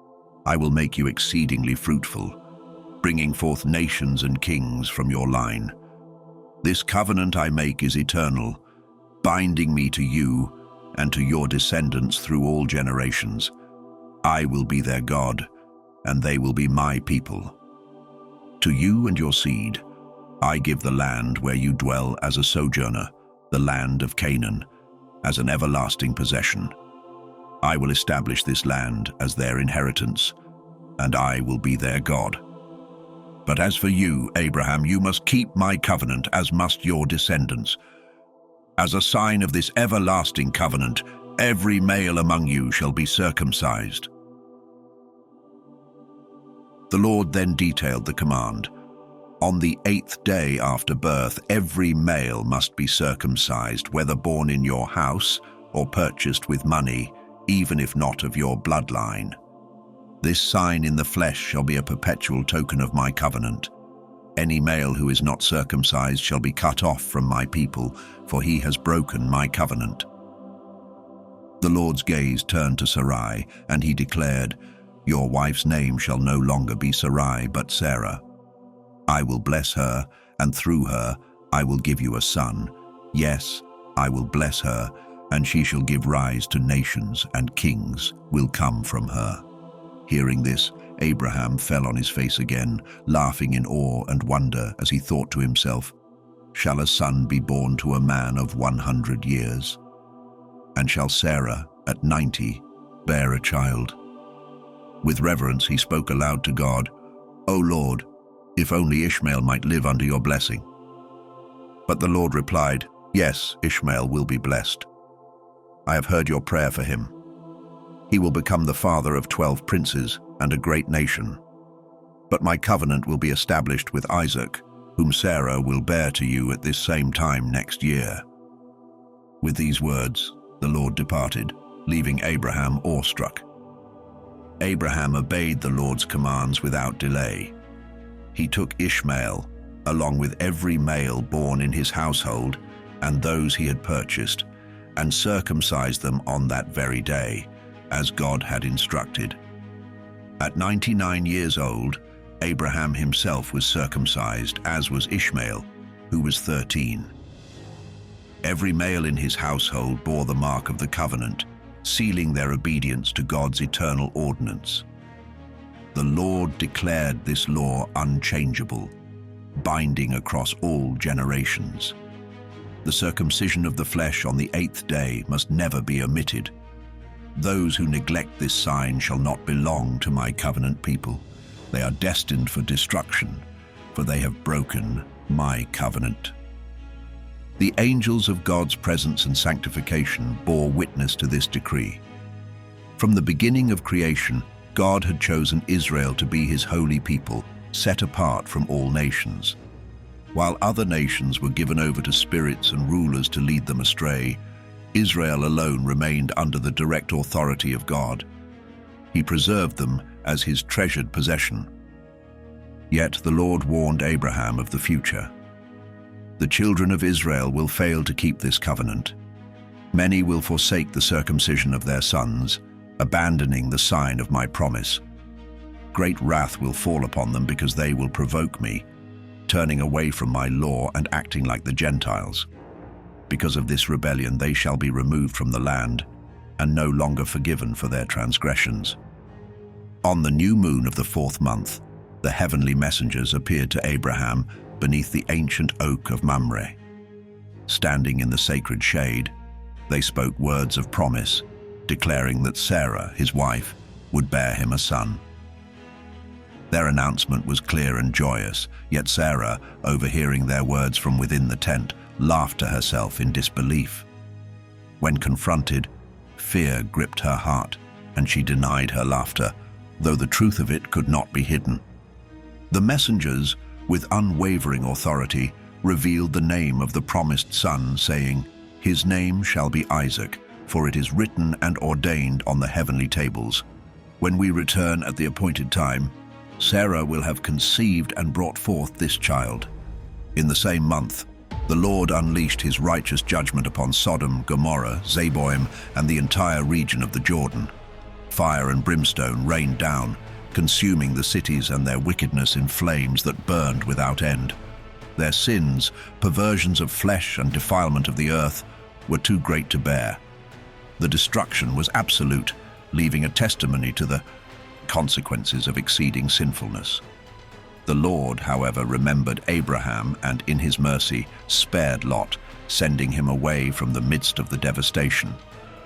Yet even Lot fell into grievous error, for he and his daughters committed a sin of such disgrace as had not been seen since the days of Adam.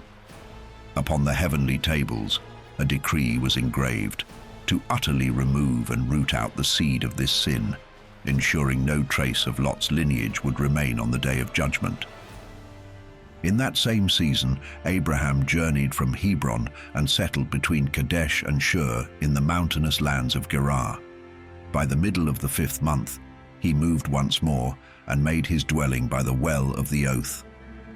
And in the 6th month, the Lord visited Sarah, fulfilling his promise.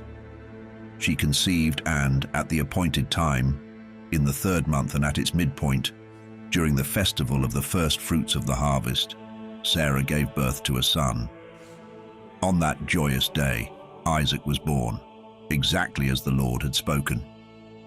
Abraham, with reverence and obedience, circumcised Isaac on the 8th day, marking him as the first to bear the eternal sign of the covenant. This was in the 6th year of the 4th week, when the heavenly messengers returned to Abraham at the well of the oath. They witnessed the fulfillment of their words to Sarah and blessed the family with divine joy. To Abraham, they revealed the future, proclaiming, "You will not see death until you have begotten 6 more sons. But know this, though all the seed of these sons shall be reckoned among the Gentiles, it is through Isaac that your name and covenant shall endure. From him shall arise a holy seed, set apart from the nations, belonging solely to the Most High. This people will be a possession of the Lord, a kingdom of priests and a holy nation." With these declarations the messengers departed, and Abraham and Sarah rejoiced with exceeding gladness, their hearts overflowing with gratitude. Abraham, moved by this divine joy, built an altar to the Lord near the well of the oath. He offered sacrifices of thanksgiving to the one who had delivered him and fulfilled his promises. To honor the occasion, Abraham celebrated a 7-day festival of joy, becoming the first to observe the Feast of Tabernacles on the earth. He constructed booths for himself and his household, setting a sacred precedent. Each day of the festival, Abraham brought offerings to the altar: 2 oxen, 2 rams, 7 sheep, and 1 he-goat as a sin offering, seeking atonement for himself and his descendants. As a thank offering, he presented 7 rams, 7 kids, 7 sheep, and 7 he-goats, along with their grain and drink offerings. The fat of these sacrifices was burned upon the altar as a fragrant offering to the Lord, a pleasing aroma that ascended to heaven. Morning and evening, Abraham offered fragrant substances upon the altar: frankincense, galbanum, stacte, nard, myrrh, spice, and costume, each crushed and mixed in equal parts to create a pure and holy incense. For 7 days, Abraham celebrated with all his heart and soul, joined only by those in his household, for no strangers or uncircumcised were allowed in this sacred observance. Abraham blessed the Creator, exalting the one who had made him and called him to righteousness. He praised God for raising a holy seed through him, one destined to reflect the image of the Maker. This festival, he declared, was the festival of the Lord, a celebration of joy pleasing to the Most High. He honored it by taking branches of palm trees, the fruit of goodly trees, and leafy boughs, circling the altar 7 times each day, singing praises to God with unbridled thanksgiving. The heavenly messengers, watching, blessed Abraham and his descendants for all generations. They recorded the festival on the heavenly tables as an eternal ordinance for Israel. Celebrate this feast for 7 days in the 7th month, dwelling in booths, crowned with wreaths, and rejoicing before the Lord. This statute shall endure forever, binding Israel to the Lord as his chosen people. And so Abraham, the father of faith, walked with God, his life a testimony of obedience and joy in the presence of the Almighty. In the 1st year of the 5th week of this Jubilee, Isaac, my beloved son, was weaned. It was a moment of great joy and celebration for me, for I had waited so long for this day. In the 3rd month, on the very day of his weaning, I prepared a grand banquet in his honor. I called together my household, my servants, and all those who had been with me through the trials and triumphs of my life. We gathered in joy, for my heart was full, and I thanked the Lord who had blessed me with a son at last. Before me stood Ishmael, the son of my maidservant Hagar, and I could not help but smile as I watched him. This son of mine, born of a different mother, playing and dancing before me. My heart swelled with love and pride. God had not left me childless. He had given me seed, and through Isaac, my name would endure. I thanked God with all the passion of my soul, for I had seen my sons with my own eyes. But then Sarah saw Ishmael playing and rejoicing with me, and something stirred within her, a jealousy that I could not ignore. She came to me, her eyes filled with unease, and said, "Cast out this bondwoman and her son, for the son of this bondwoman shall not share in the inheritance with my son Isaac." Her words struck me like a sword, and my heart was heavy with sorrow. I looked upon Ishmael, my son, and the woman who had borne him, and I was torn. To cast them away seemed a cruel thing to do, yet I could not ignore the pain in Sarah's heart. As I stood in turmoil, wrestling with the weight of her words, the Lord spoke to me in my grief. "Do not let this thing trouble you, Abraham. Do not let your heart be weighed down with sorrow.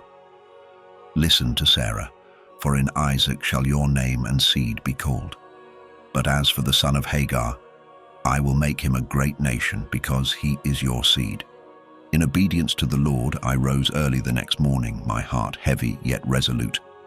I took a loaf of bread and a bottle of water, and I gave them to Hagar, placing them upon her shoulders. I sent her away with my son, my heart breaking at the thought of what I had done. She left, wandering through the wilderness of Beersheba, her heart filled with fear and uncertainty. But soon the water in the bottle was spent, and my son, weary from the journey, could not continue. His thirst overtook him, and he collapsed. Hagar, desperate and distraught, took him in her arms and placed him under the shade of an olive tree. She could not bear to watch her child die, so she moved away from him, sitting at a distance, her heart in agony. She wept bitterly, and as the tears fell from her eyes, she cried out to God, "Let me not see the death of my child." But God, in his mercy, sent one of his holy angels to her. The angel called out to her, "Why are you weeping, Hagar? Arise, take the child and hold him in your arms, for God has heard your cry and has seen the boy." At that moment Hagar opened her eyes and saw a well of water before her.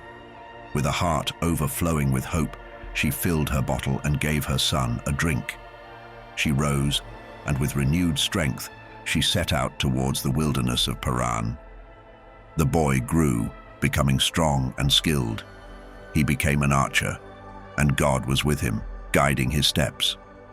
Hagar, in time, took a wife for him from among the daughters of Egypt. He fathered a son, whom she named Nebaioth, for she said, "The Lord was near me when I called upon him." And then, in the 7th week of this Jubilee, in the 1st year of the 7th week, on the 12th day of the 1st month, there was a great voice from heaven that proclaimed, "Abraham is faithful in all that I have commanded him. He has loved the Lord with all his heart, and in every trial he has remained true." Then the prince Mastema, the accuser, came before God and said, "Abraham loves his son Isaac more than anything else. He delights in him above all things. But if he truly loves you, Lord, bid him offer Isaac as a burnt offering. Command him to sacrifice his son, and we will see whether he is faithful to you in all things." The Lord, knowing the depth of my love for him and the trials I had already endured, was not shaken by this challenge. He knew that I had been tested in countless ways. I had been tested through famine, through the wealth of kings, and through the painful separation from my wife Sarah when she was taken from me. I had been tested with circumcision, with the sending away of Hagar and Ishmael, and in every trial I had remained steadfast. My soul was never impatient, my heart never slow to act. I had trusted in God with all my being, and he knew that I loved him above all else. The voice of the Lord called out, "Abraham, Abraham." With reverence and trembling, Abraham answered, "Here I am." Then the Lord spoke again, saying, "Take your beloved son, the one you love, Isaac, and go to the highlands. There, on a mountain I will show you, offer him as a burnt offering."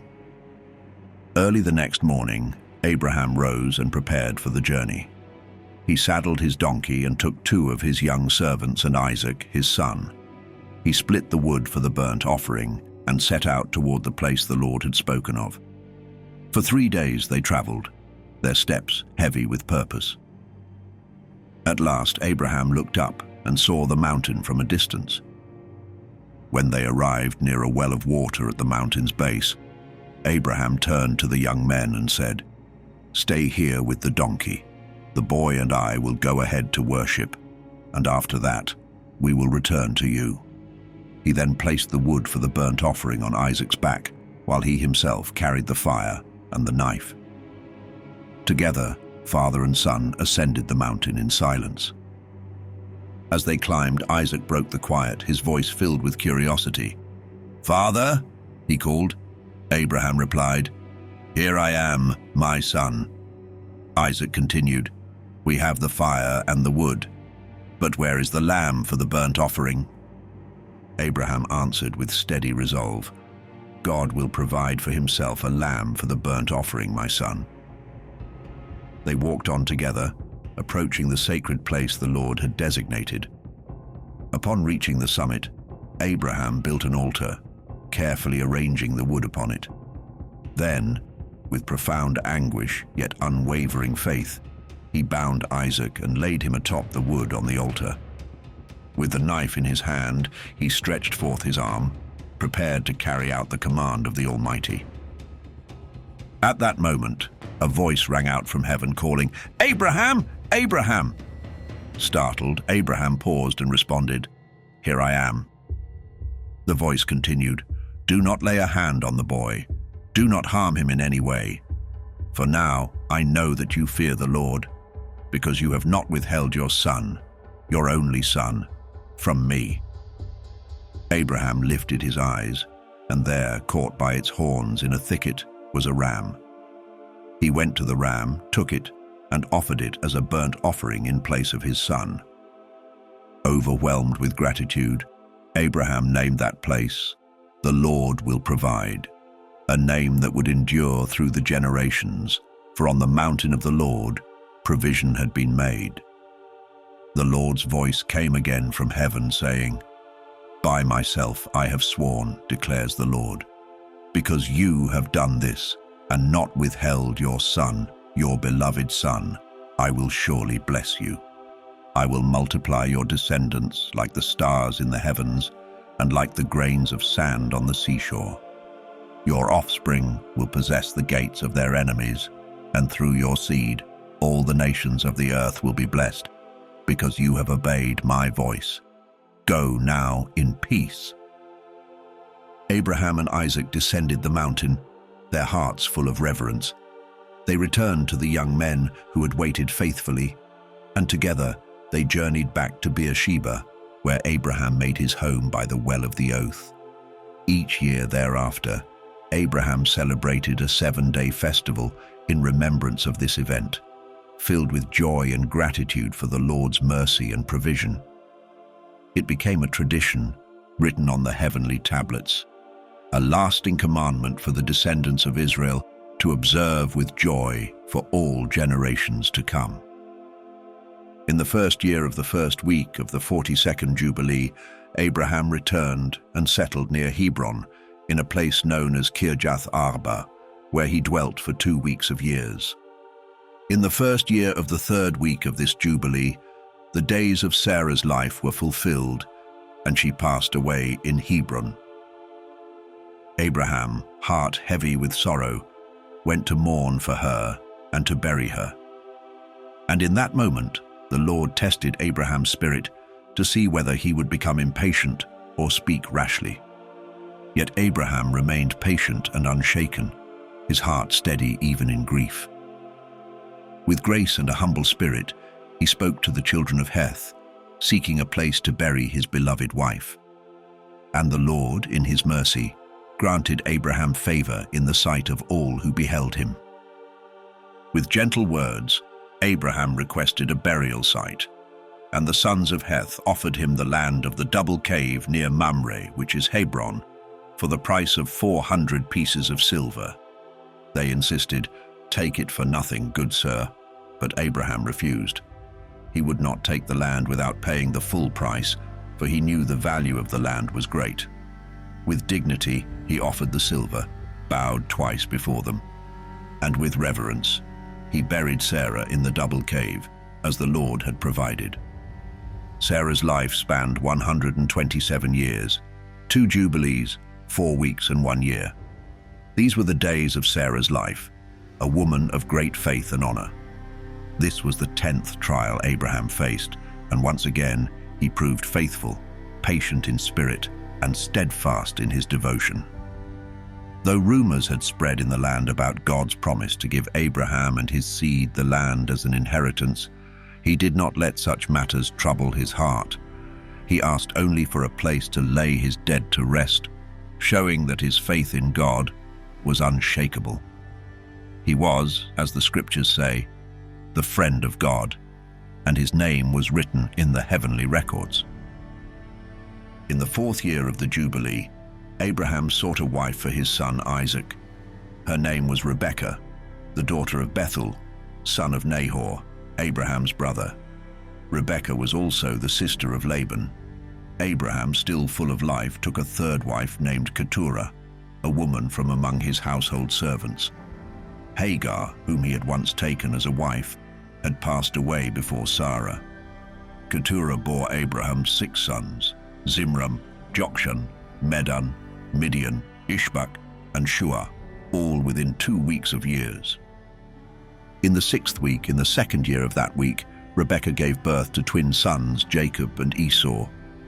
Jacob was gentle and upright, while Esau was a wild and untamed man, a hunter, fierce in his ways.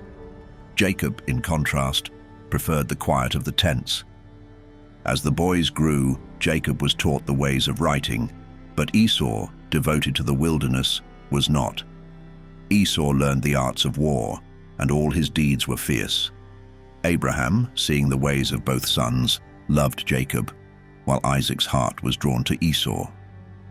Abraham, knowing that God had chosen Jacob to be the bearer of his promise, called Rebekah to him and shared his wisdom. He knew she loved Jacob deeply, far more than Esau, and so he instructed her with great care. He said to her, "My daughter, watch over Jacob, for he will carry my legacy upon the earth.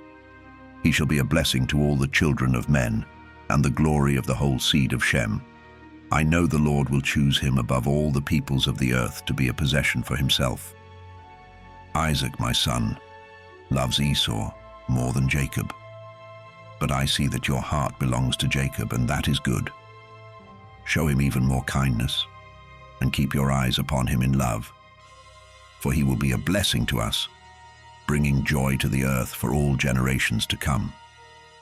Let your hands be strong, and let your heart rejoice in your son Jacob, for I have loved him far beyond all my sons. His descendants will be blessed forever, and his seed will fill the earth. If a man can count the grains of sand upon the shore, then so too will his descendants be numbered." And Abraham, filled with solemnity, spoke to Jacob, his beloved son, and in the sight of Rebekah, his devoted wife, he kissed him tenderly.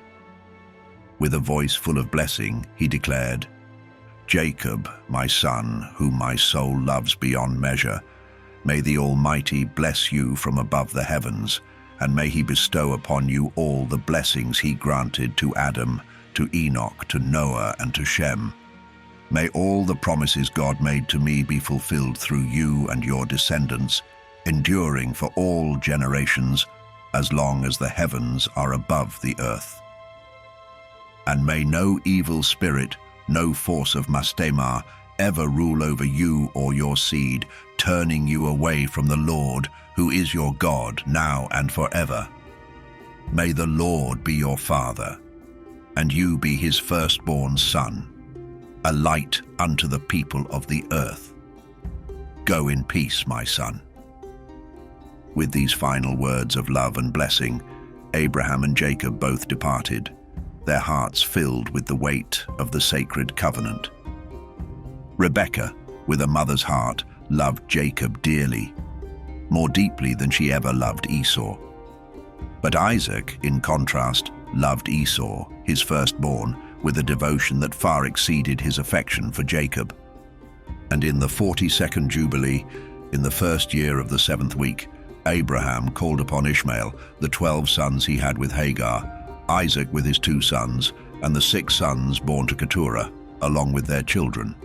Abraham, seeing the generations gathered before him, commanded them all to follow the way of the Lord. He urged them to walk in righteousness, to love one another, and to uphold justice and integrity in all their dealings with mankind. He instructed them to circumcise their sons as a sign of the covenant God had made with them, and to remain steadfast in the path that the Lord had set before them, never straying to the right or to the left. Abraham warned them, "Keep yourselves pure. Do not indulge in fornication or uncleanness. Renounce such wickedness from among you. If any woman or maid commits fornication, burn her with fire, for such acts bring great shame. Do not allow your hearts and eyes to follow after such things, nor marry from the daughters of Canaan, for their seed will be rooted out of the land." He continued, "Remember the judgment that befell the giants and the Sodomites. Their wickedness led them to ruin, destroyed by fire because of their vile acts of fornication and corruption.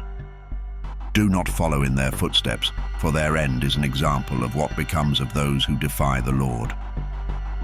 Abraham's voice grew more urgent as he implored them, "Guard yourselves from all forms of sin and impurity. Do not let your name become a curse, nor let your life be a reproach to the earth. Do not allow your sons to fall by the sword, nor let your family be accursed like the cities of Sodom and Gomorrah. I plead with you, my sons, love the God of heaven. Hold fast to his commandments. Do not follow idols, nor be ensnared by the uncleanness of those who worship false gods. Do not make for yourselves idols, whether molten or carved, for they are empty and have no spirit. Those who place their trust in them trust in nothing." Abraham's voice was filled with deep passion and righteousness as he commanded them, "Serve the Most High God and worship him alone. Let your hearts always be turned towards him and walk in his ways. If you do this, he will bless you with mercy, sending rain upon your land, blessing your work and your home, and prospering the fruit of your womb and the yield of your land.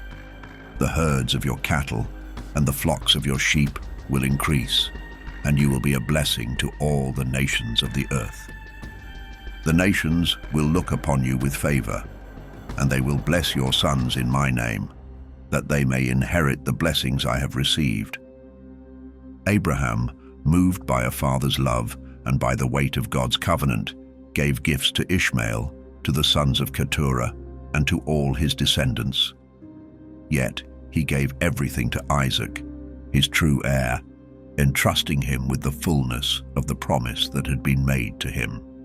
And so it was that Ishmael and his sons, along with the sons of Keturah and their progeny, journeyed forth together, spreading across the land from Paran to the entrance of Babylon, settling in all the vast regions that lay toward the east, where the desert winds whispered their ancient secrets.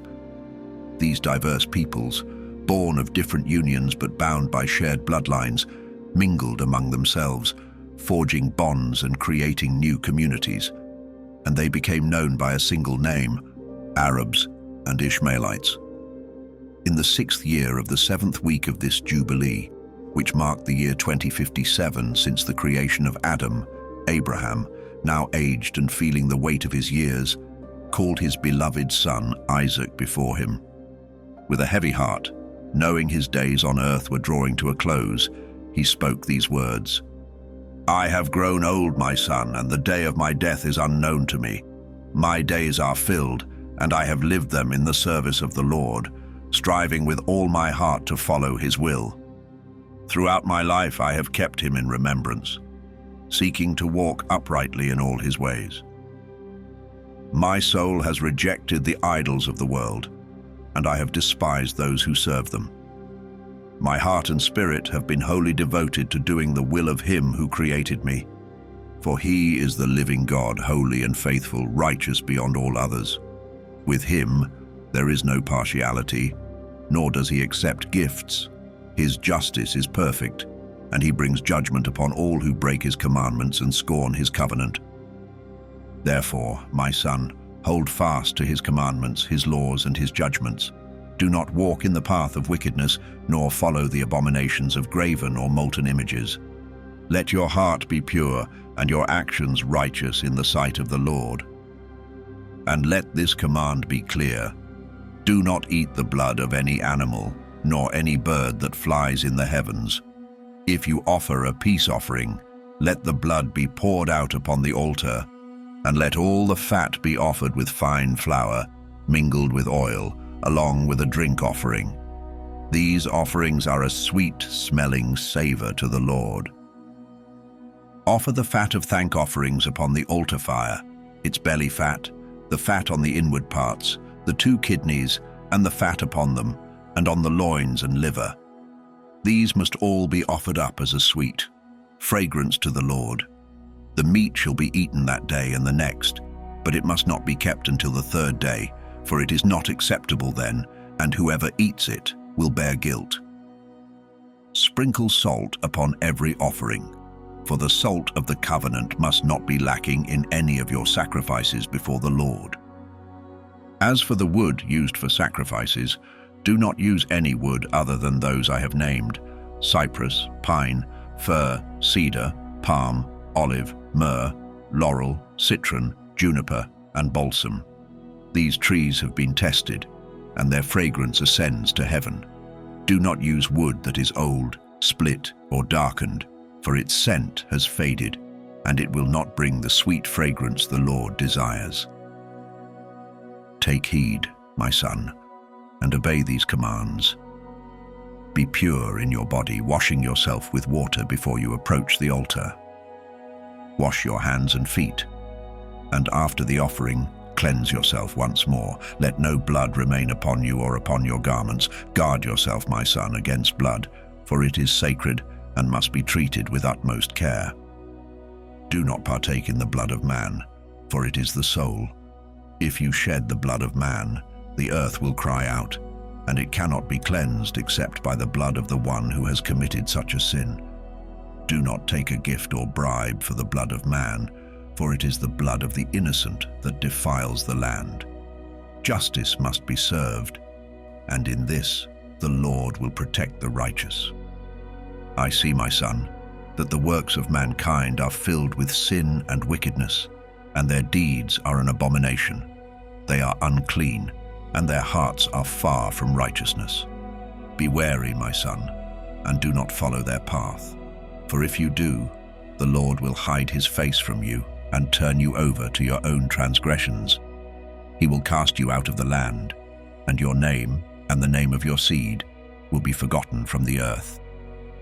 But if you turn away from all their wicked ways, if you live in obedience to the will of the Most High, then he will bless you in all that you do. He will raise up from you a plant of righteousness that will endure throughout the generations. Your name and mine will be remembered forever in the heavens. Go, my son, in peace. May the Most High God, my God and your God, strengthen you to walk in his ways, and may he bless all your seed and the seed of your seed for generations to come. May you be a blessing to the earth. And with those words, Isaac went out, his heart full of peace and joy, knowing the weight of his father's blessing upon him.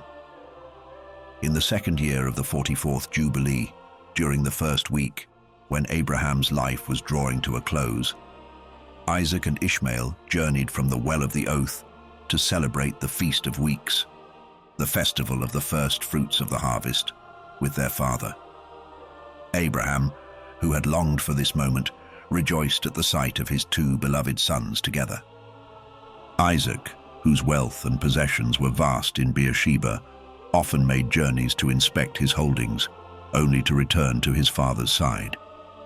During one such visit, Ishmael also came to see his father. The 2 sons arrived together, and Isaac, ever faithful, offered a sacrifice on the altar that his father had built in Hebron. The smoke of the sacrifice rose as Isaac gave a thank offering, preparing a joyous feast before Ishmael, his brother. Rebekah, Isaac's wife, took the first fruits of the land, freshly harvested grain, and baked new cakes. She entrusted Jacob, her son, to carry them to Abraham, that he might eat and bless the Creator of all things before he passed from this world. Isaac, too, sent a special thank offering with Jacob, hoping his father would partake and be blessed once more. Abraham, now nearing the end of his days, sat before the offerings and partook of the food and drink provided. He lifted his eyes to the heavens and blessed the Most High God, Creator of heaven and earth, the giver of all the good things upon the earth, and the one who nourishes mankind so they might bless his name. "O Lord, my God," Abraham declared, his voice filled with gratitude, "I give thanks unto you, for you have granted me to see this day. I am now 175 years old, an old man full of days. All my days have been filled with peace. The sword of my adversaries has never overpowered me, and you have been with me all the days of my life, guarding me and my children. Your mercy and your peace, O God, be upon me and my descendants. May they be a chosen nation, a holy inheritance, set apart from all the nations of the earth, from generation to generation." Then, calling for Jacob to come near, Abraham looked upon his grandson with eyes full of love and blessing. "My son Jacob," Abraham said, his voice soft but strong, "may the God of all creation bless you, strengthen you to walk in righteousness, and guide you to do his will. May he choose you and your seed, that you may become a people set apart for his inheritance forever. Come close, my son, and kiss me." Jacob, moved by his grandfather's words, drew near and kissed Abraham, his heart swelling with love. Abraham's eyes shone as he spoke again, his voice full of authority and compassion. "Blessed be you, my son Jacob, and all the children of the Most High God. May God give you a righteous seed, and may some of your descendants be sanctified in the midst of the earth. May the nations serve you, and may all people bow before your descendants. Be strong, my son, and rule over all the descendants of Seth. Then your ways and the ways of your children will be justified, and you will be a holy nation, a nation that is set apart.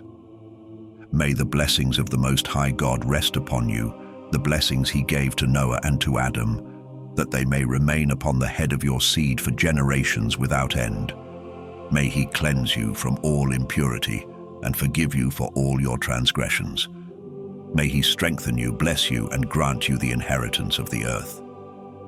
May he renew his covenant with you, and may you be his people forever, as he is your God, forever and always. Remember my words, my son Jacob," Abraham continued with deep wisdom. "Follow the commandments of your father Abraham. Separate yourself from the nations. Do not eat with them, and do not follow their works. Do not associate with them, for their ways are unclean, polluted, and abominable in the eyes of the Lord. They sacrifice to the dead and worship evil spirits. They eat over graves, and their works are vanity. They do not understand, nor do they see the error of their ways. They bow down to pieces of wood and to stones, calling them gods, yet they have no heart. Be cautious, my son Jacob, and avoid their error.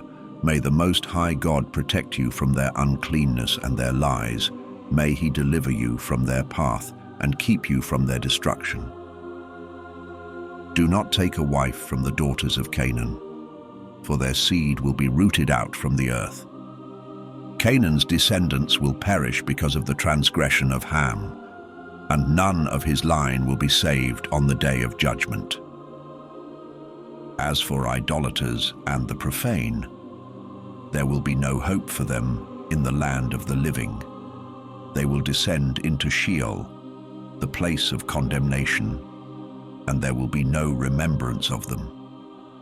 Just as the children of Sodom were taken from the earth, so will all idolaters be cast away. Do not fear, my son Jacob, nor be dismayed. The Most High God will preserve you from destruction. He will guard you from the paths of error and keep you from harm.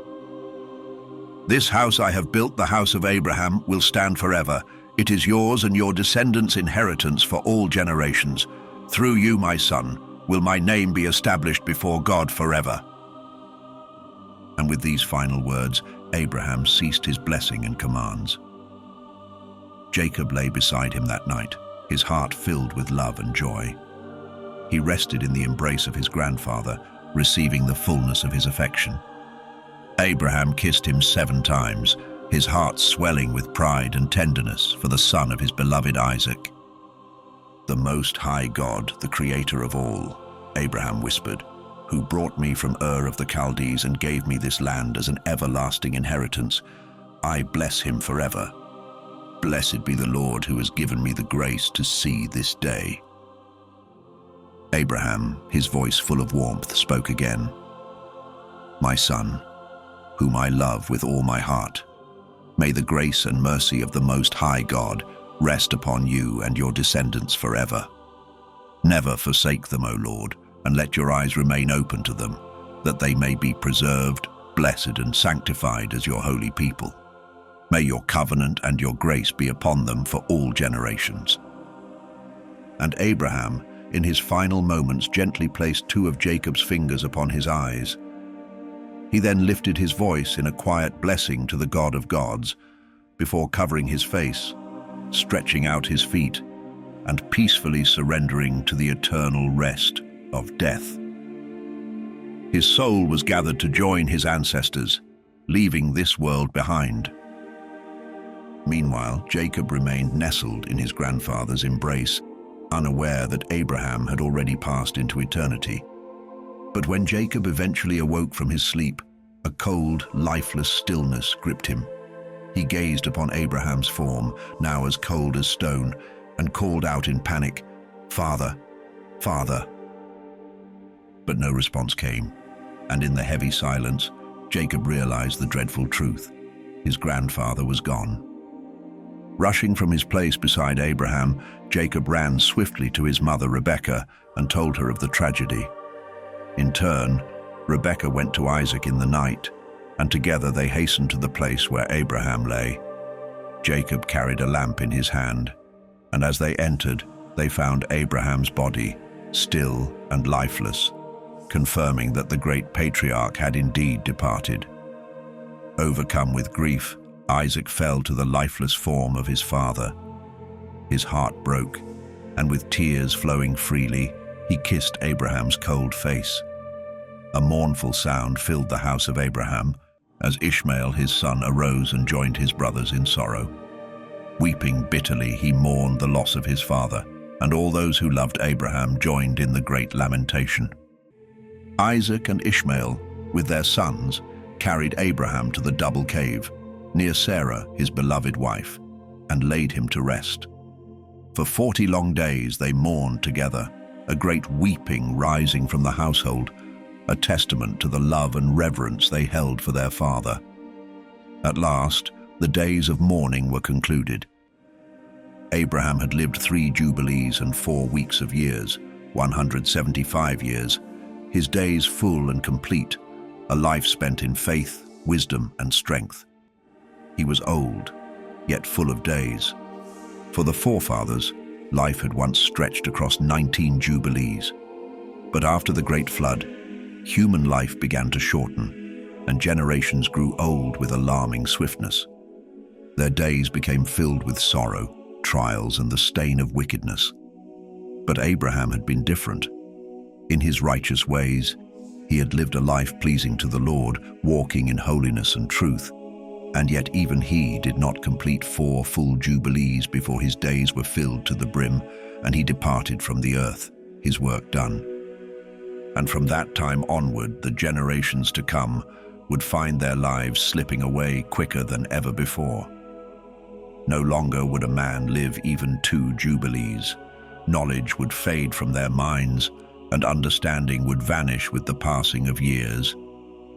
Those who lived to see even 1.5 Jubilees would be seen as having lived long lives, but their days would be marked by pain and sorrow, and peace would be a stranger to them.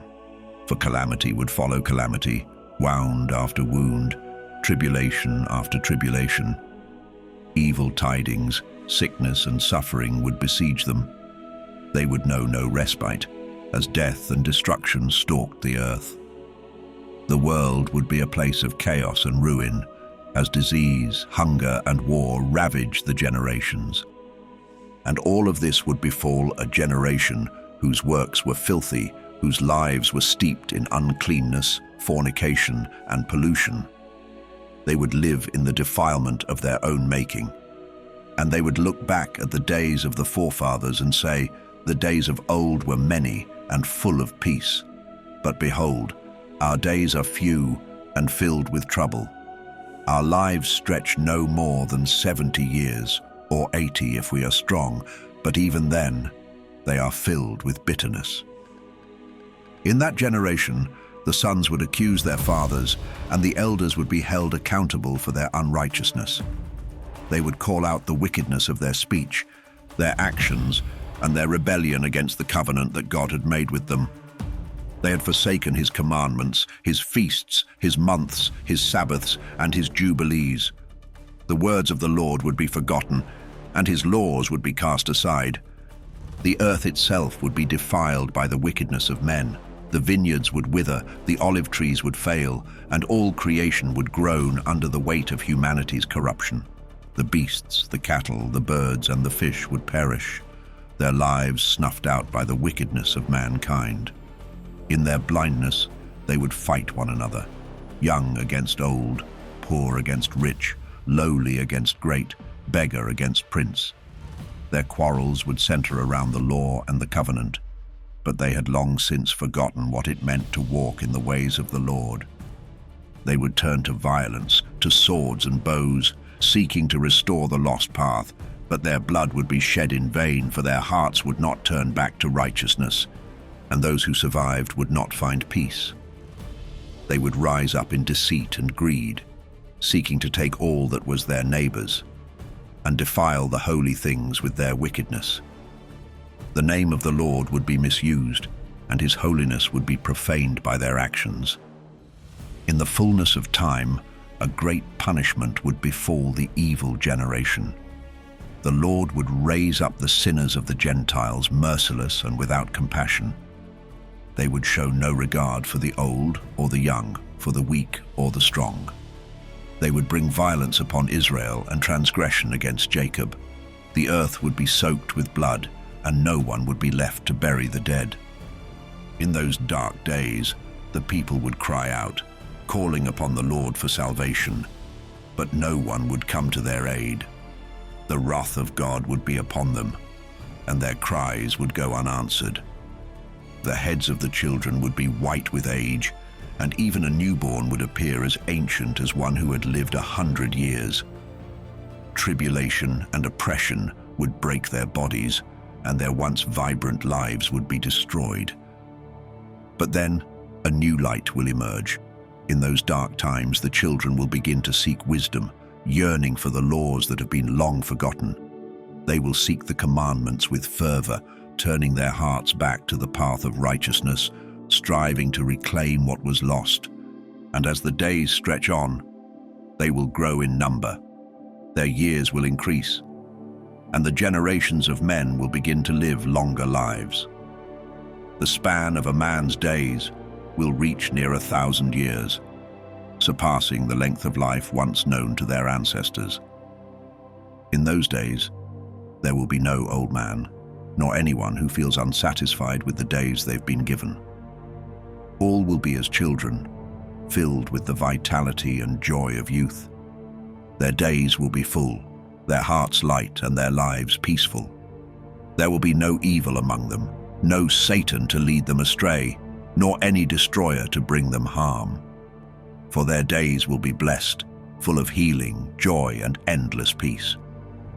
In that blessed time, the Lord will pour out his healing upon his servants. They will rise from their suffering, strong and restored, and they will see the peace of the Lord descend upon them. Their enemies will be driven away, and the righteous will look upon their deliverance with hearts full of gratitude and eternal joy. They will witness the judgment of the wicked and rejoice as their enemies' curses fall upon them, and their bones will rest in the earth, their spirits filled with boundless joy, for they will know with certainty that it is the Lord who has executed judgment, showing mercy to countless generations who love him. So Moses, record these words, write them down, for they are inscribed in the heavenly tablets as a testimony for all generations to come. After the death of Abraham, the Lord blessed Isaac, his son. In the first year of the third week of that Jubilee, Isaac departed from Hebron and took up residence at the Well of the Vision, where he dwelt for 7 years. During the first year of the fourth week, a famine struck the land, harsher than the famine experienced in the days of Abraham. One day, Jacob prepared a pot of lentil stew. Esau, weary and famished from the field, approached him and demanded, "Give me some of this red stew." Jacob, ever calculating, responded, "Sell me your birthright, and I will give you bread and the stew." Esau, consumed by his hunger and thinking, "I am at the brink of death. What use is my birthright to me?" agreed. "I give it to you," he said. Jacob insisted, "Swear to me this day." Esau swore, sealing the exchange.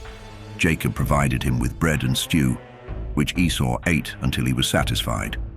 From that day, Esau held his birthright in contempt, leading to his name being called Edom, for the red stew that he received in exchange for it. Thus, Jacob gained preeminence, and Esau fell from the honor of his birthright. As the famine intensified, Isaac prepared to go to Egypt. However, in the second year of that week, he turned instead to Gerar, the land of the Philistines, where he sought refuge with Abimelech, their king. The Lord appeared to Isaac and commanded him, "Do not go down to Egypt. Stay in the land that I will show you. Sojourn here, and I will be with you and bless you. To you and your descendants, I will give all these lands and uphold the oath I swore to your father, Abraham. I will make your descendants as numerous as the stars of heaven and give them all this land. Through your offspring, all nations of the earth will be blessed because your father obeyed my voice, kept my commandments, and honored my covenant. Now obey me and remain in this land." Isaac settled in Gerar, staying for 3 weeks of years. Abimelech gave a decree saying, "Anyone who touches this man or anything that belongs to him shall surely die." Under the Lord's blessing, Isaac prospered among the Philistines, gaining great wealth, including herds of oxen, sheep, camels, and a large household. When Isaac sowed crops in the land, his harvest yielded 100-fold, and his renown grew exceedingly. The Philistines, envious of his prosperity, resorted to sabotage. They filled with earth all the wells that Abraham's servants had dug during Abraham's lifetime. Eventually, Abimelech came to Isaac and said, "Go away from us, for you have become mightier than we." In the first year of the 7th week, Isaac left Gerar and settled in the valleys nearby. He reopened the wells that had been filled by the Philistines and called them by the same names his father Abraham had given them. When his servants dug a new well, they found fresh water, but the shepherds of Gerar quarreled with Isaac's men, claiming, "The water is ours." Isaac named the well Perversity because of their contentiousness. A second well was dug, and again there was strife. Isaac called it Enmity. Moving away, Isaac's servants dug yet another well.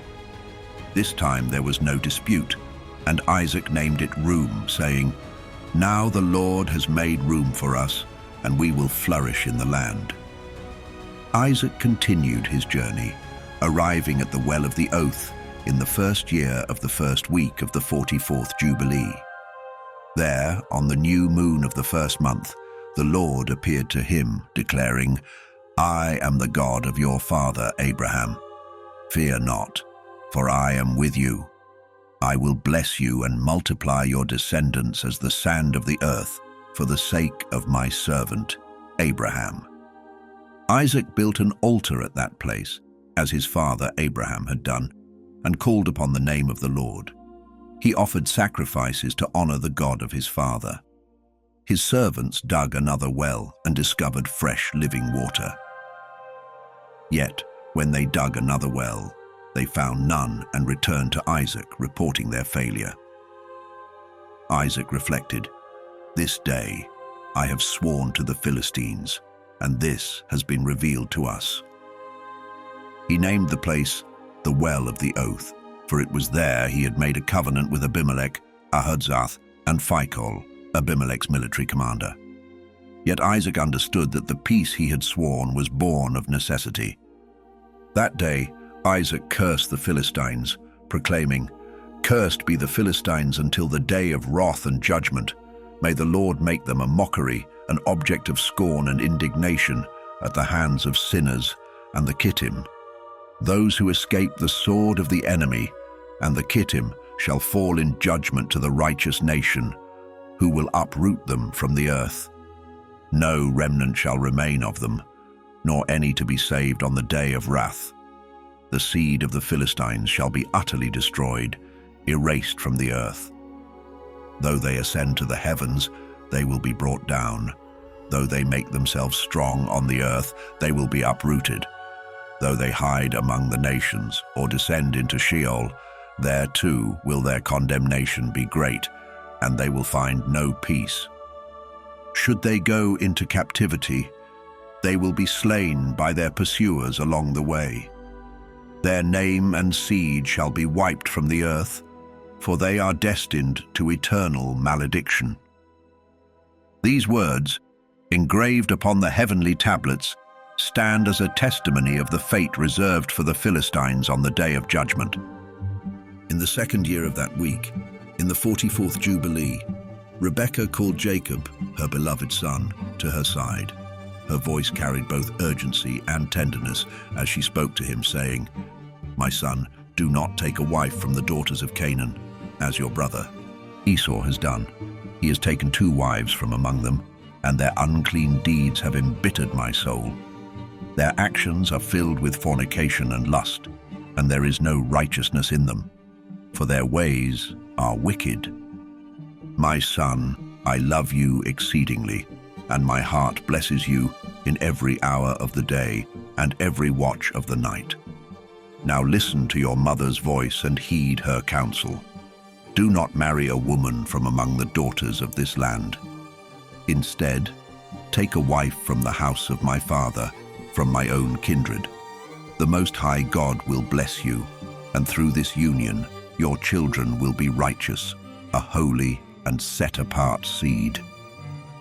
Jacob replied to his mother with earnestness, saying, "Mother, I am now 9 weeks of years old, and I have neither known nor touched a woman. I have not even considered taking a wife from the daughters of Canaan. I remember well the words of Abraham, our father. He commanded me not to marry from the daughters of Canaan, but to take a wife from the seed of our father's house and kindred. I have heard that daughters have been born to Laban, your brother, and my heart is set on taking one of them as my wife. For this reason, I have guarded myself against sin and corruption in all my ways throughout my life. Concerning lust and fornication, I have followed the commands given to me by our father Abraham. Even so, for 22 years, my brother Esau has urged me to marry one of the sisters of his wives, but I have steadfastly refused to follow his example. I swear to you, mother, that for all the days of my life, I will not take a wife from the daughters of Canaan, nor will I act wickedly as my brother has done. Do not fear. Trust that I will honor your will. I will walk in righteousness and never corrupt my ways." Hearing Jacob's solemn vow, Rebekah lifted her face to the heavens, stretching out her hands in prayer. With her voice filled with gratitude and devotion, she praised the Most High God, the Creator of heaven and earth. "Blessed be the Lord God, whose holy name is to be praised forever and ever," she declared. He has given me Jacob, a pure son and a holy seed. He belongs to you, Lord, and so shall his descendants for all generations to come. Bless him, O Lord, and place in my mouth the words of righteousness, that I may bless him." At that moment, the Spirit of righteousness descended upon Rebekah. She placed her hands upon Jacob's head, and her words flowed forth with divine authority. "Blessed are you, Lord of righteousness and God of the ages. May you bless my son beyond all generations of men. Grant him the path of righteousness and reveal righteousness to his descendants. May his sons multiply during his lifetime, their number as abundant as the months of the year. Let them become as countless and great as the stars in the heavens and more numerous than the grains of sand upon the seashore. Give to them this goodly land, as you promised to Abraham and his seed forever. May they hold it as an eternal possession. Let me see, during my life, the blessing of children born to you, my son, a holy and righteous seed from your line. As you have refreshed my spirit in my life, the womb that bore you blesses you, my affection blesses you, my breasts bless you, and my tongue sings your praises. Increase and spread across the earth. May your seed be perfect, filled with the joy of heaven and earth for all eternity. Let your descendants rejoice, and may they know peace on the great day of peace. May your name and your seed endure through all the ages. May the Most High God be their God, and may the God of righteousness dwell among them. Through them may his sanctuary be built, standing for all generations to come. Blessed be all who bless you, and cursed be all who falsely curse you." Rebekah concluded her blessing by embracing Jacob tenderly. She kissed him and said, "May the Lord of the world love you as deeply as your mother loves you. May my heart and affection rejoice in you and forever bless you." With those words, her blessing was complete.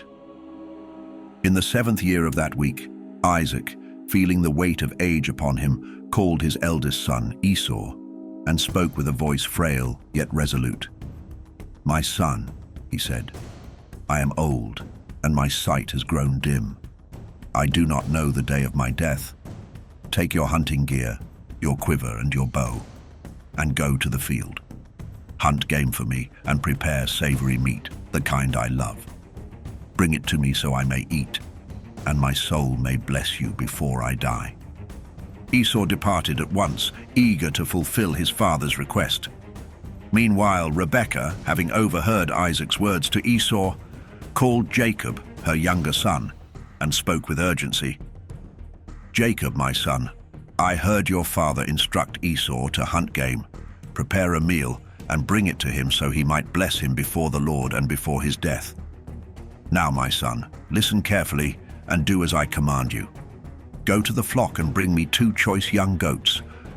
I will prepare them into a savory dish, just as your father loves. You shall take it to him, and he will eat and bless you before his death, so that you may receive the blessing." Jacob hesitated, his voice laced with concern. "Mother, I will do as you say, but I fear my father may recognize me. My voice is not like Esau's, and my skin is smooth while my brother's is hairy. If he touches me, he will know I am deceiving him. I will appear before him as an evildoer and bring a curse upon myself instead of a blessing." Rebekah's response was firm and unwavering. "Let any curse fall upon me, my son. Only obey my voice and do as I have told you." Jacob obeyed his mother's command. He retrieved 2 young goats from the flock and brought them to Rebekah, who prepared a savory meal just as Isaac loved. She then took Esau's finest garments, which were kept in the house, and dressed Jacob in them. To complete the disguise, she placed the skins of the goats on his hands and the exposed parts of his neck. Handing him the prepared meal and bread, she sent him to his father. Jacob approached Isaac and said, "Father, I am your son. I have done as you asked. Sit up, eat of the game I have prepared, and bless me." Isaac, suspicious of the speed, asked, "How have you found it so quickly, my son?" Jacob replied, "Because the Lord your God granted me success." Still uncertain, Isaac said, "Come closer so I may feel you, my son, and know whether you are truly Esau." Jacob drew near and Isaac touched him. Though he remarked, "The voice is Jacob's, but the hands are Esau's," he did not discern the truth, for his senses were dimmed by divine will. Convinced, Isaac blessed him. "Are you truly my son, Esau?" Isaac asked. "I am," Jacob replied. Isaac then said, "Bring the food to me, so I may eat and bless you." Jacob served him the meal and Isaac ate. He also brought wine, which Isaac drank. Afterward, Isaac called Jacob closer. "Come and kiss me, my son." When Jacob leaned in to kiss him, Isaac caught the scent of Esau's garments and was reassured. He blessed him, saying, "See, the scent of my son is as the scent of a field blessed by the Lord. May God give you the dew of heaven, the richness of the earth, and an abundance of grain and wine. May nations serve you, and peoples bow down to you. Be lord over your brothers, and may your mother's sons bow to you. Cursed be those who curse you, and blessed be those who bless you." As soon as Isaac finished blessing Jacob, and Jacob had left his father's presence, Esau returned from his hunt. He prepared a savory meal and brought it to Isaac, saying, "Let my father rise and eat of my game, that your soul may bless me." Isaac, startled, asked, "Who are you?" Esau replied, "I am your firstborn son, Esau. I have done as you commanded." Isaac trembled violently. "Who, then, hunted game and brought it to me? I have already eaten and blessed him, and he shall be blessed." When Esau heard his father's words, he cried out with a bitter and anguished wail. "Bless me too, father," he pleaded. Isaac replied, "Your brother came deceitfully and has taken your blessing." Esau's grief turned to anger. "Is he not rightly named Jacob? For he has supplanted me twice, first taking my birthright and now my blessing. Have you no blessing left for me?" Isaac answered, "Behold, I have made him lord over you and given him all his brothers as servants. I have sustained him with grain and wine. What can I possibly do for you, my son?"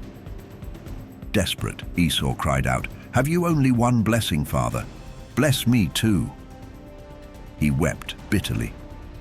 Moved by his son's anguish, Isaac said, "Your dwelling shall be far from the richness of the earth and the dew of heaven above.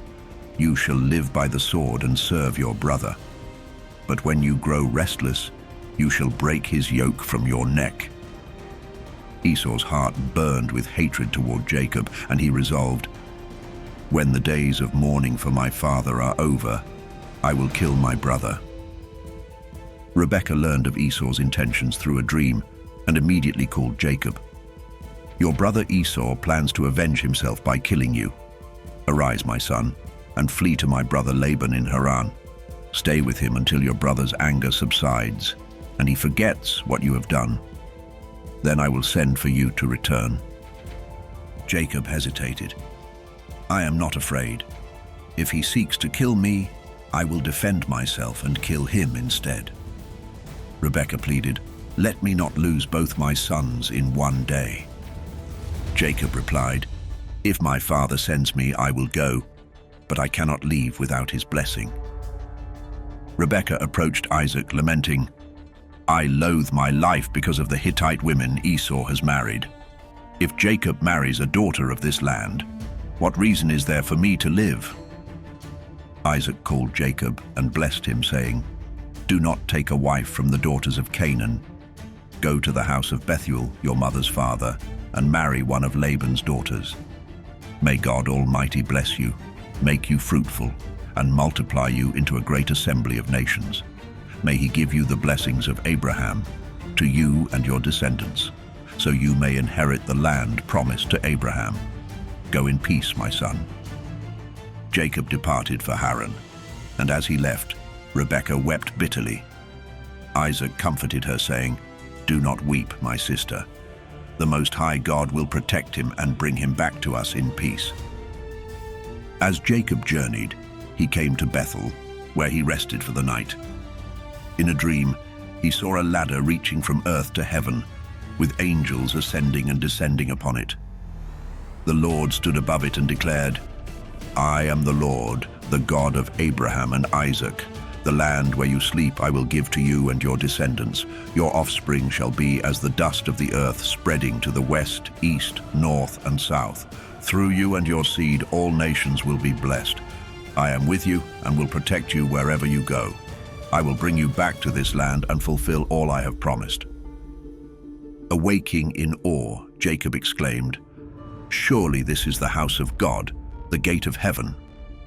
He set up the stone he had used as a pillow, poured oil upon it, and vowed, "If the Lord will be with me, provide for me, and return me safely to my father's house, then he shall be my God. This stone shall be a pillar for his house, and of all he gives me, I will give 1/10 to him."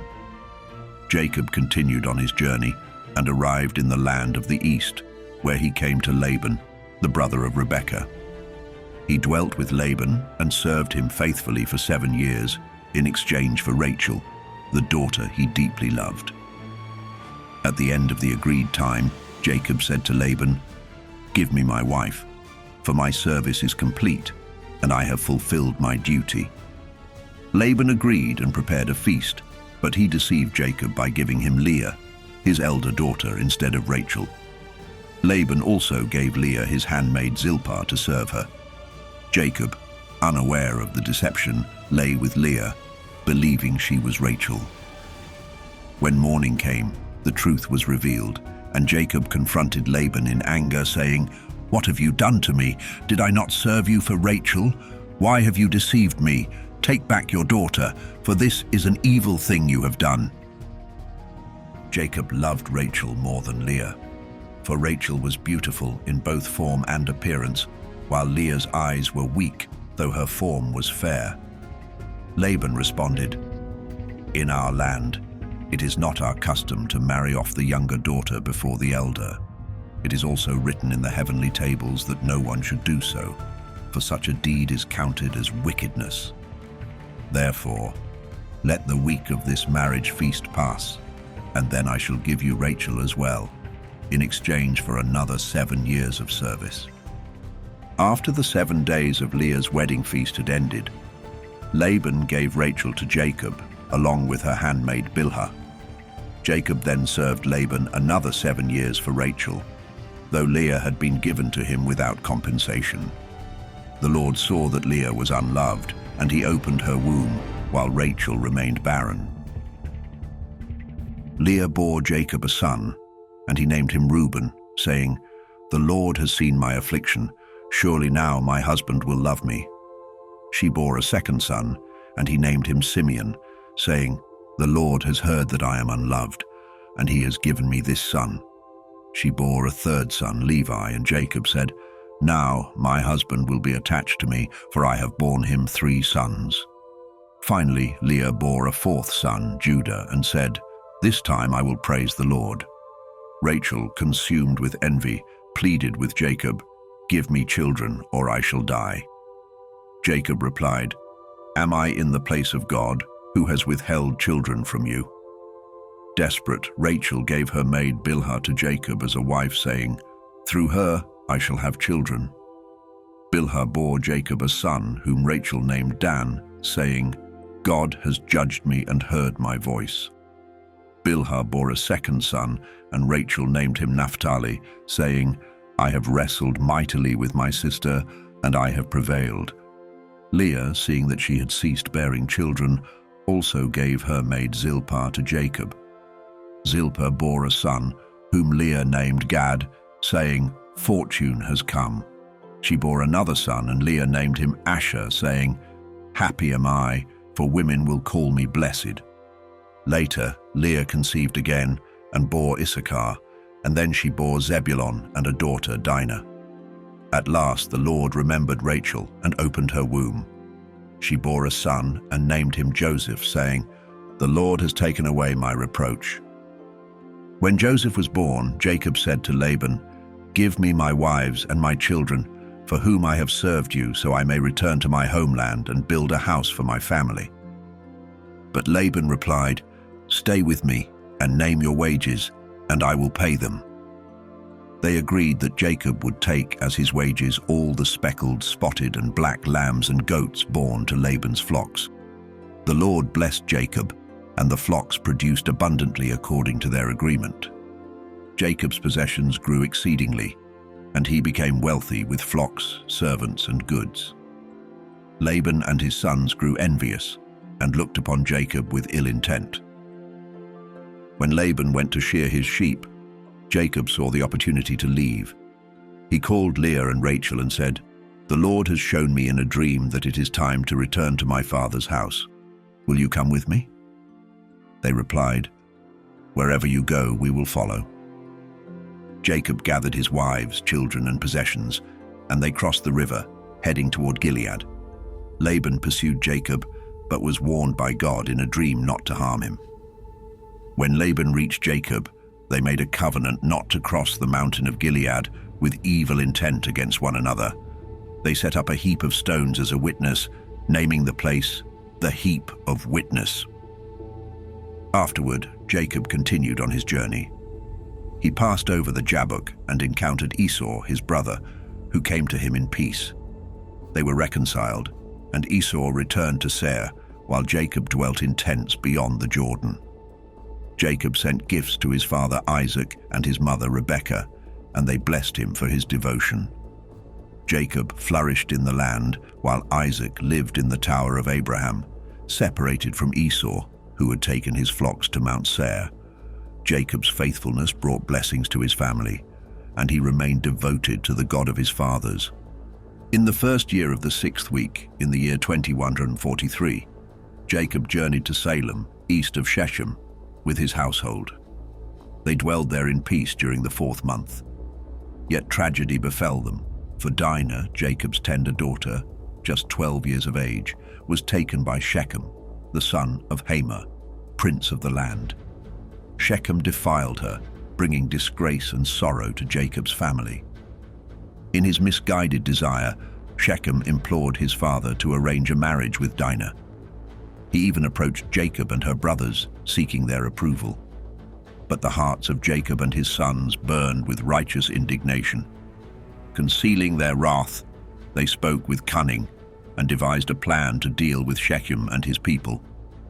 Simeon and Levi, moved by their zeal for justice, descended upon the city of Shechem unexpectedly. They exacted vengeance for their sister's dishonor, slaying every man in the city with unrelenting fury. None were spared, for their crime against Dinah demanded the ultimate judgment. The brothers ensured that the shame brought upon Israel would never again be repeated.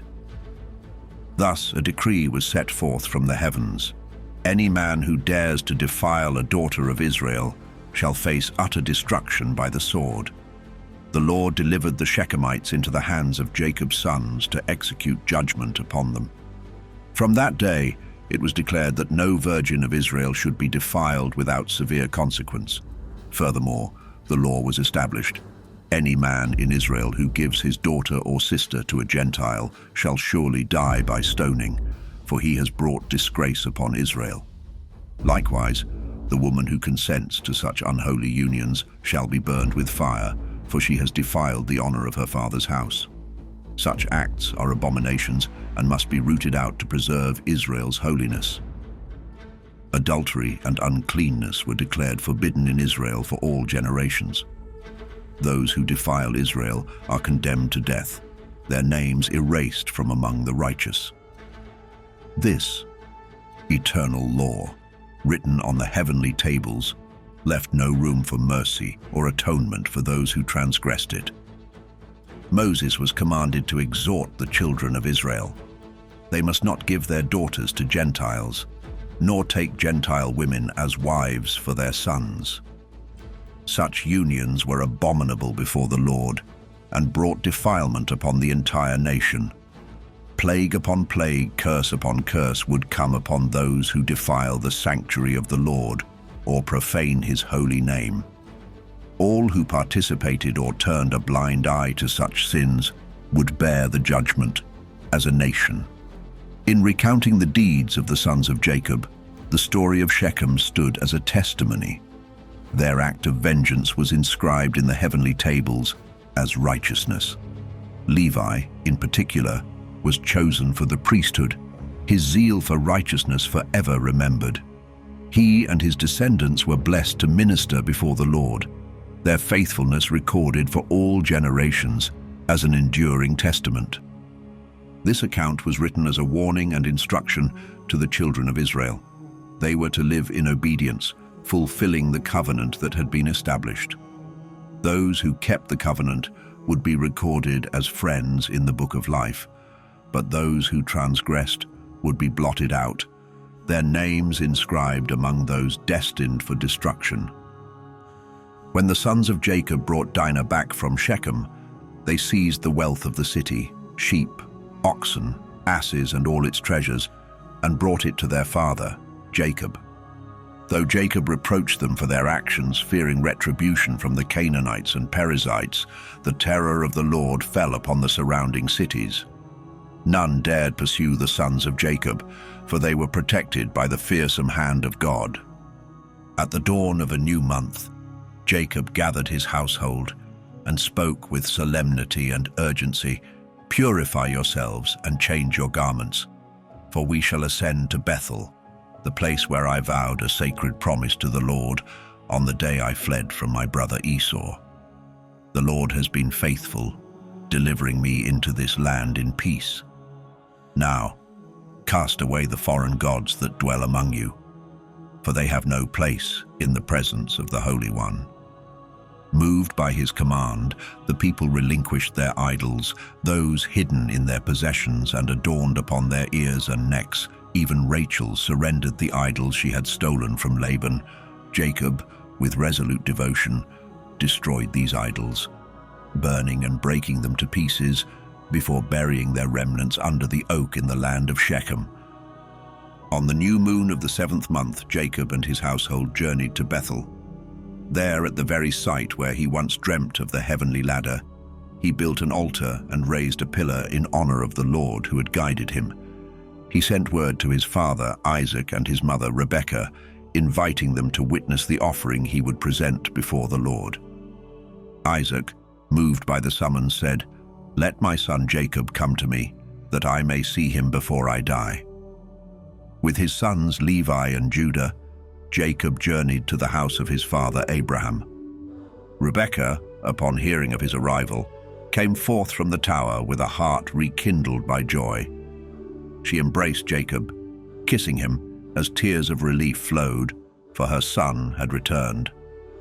When Rebekah laid eyes upon Levi and Judah, she asked with wonder, "Are these your sons, my son?" She embraced and blessed them, declaring, "In you the seed of Abraham shall shine gloriously, a blessing upon the earth." Jacob entered the chamber where his father Isaac lay. Taking his hand, he stooped to kiss him, and Isaac clung to his neck, weeping with profound joy. The darkness lifted from Isaac's eyes, and he saw the faces of Levi and Judah. "Are these your sons, my son?" Isaac asked. "Indeed they are," Jacob replied. Isaac beckoned the boys closer, embracing and kissing them both. In that moment, the spirit of prophecy descended upon him. Taking Levi by the right hand and Judah by the left, he turned to bless Levi first. "May the eternal God, the Lord of all ages, bestow greatness and glory upon you and your descendants. Among all men, you and your seed shall approach him, serving in his sanctuary as the angels of the presence and the holy ones. Your lineage shall speak the word of the Lord in righteousness, judging his judgments with unwavering integrity. Let his table be yours, and may it never lack in provision for all generations. Blessed are those who bless you, and cursed are those who curse you." Turning to Judah, Isaac continued, May the Lord grant you strength to triumph over all who oppose you.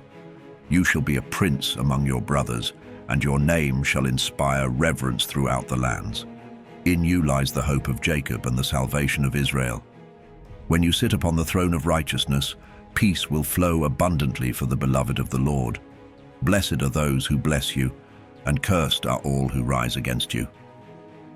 With heartfelt emotion, Isaac kissed Judah and embraced him, marveling at the faithfulness of the Lord in the lives of Jacob's sons. That evening, Jacob recounted to his father all the ways the Lord had shown him mercy, prospering his journey and protecting him from harm.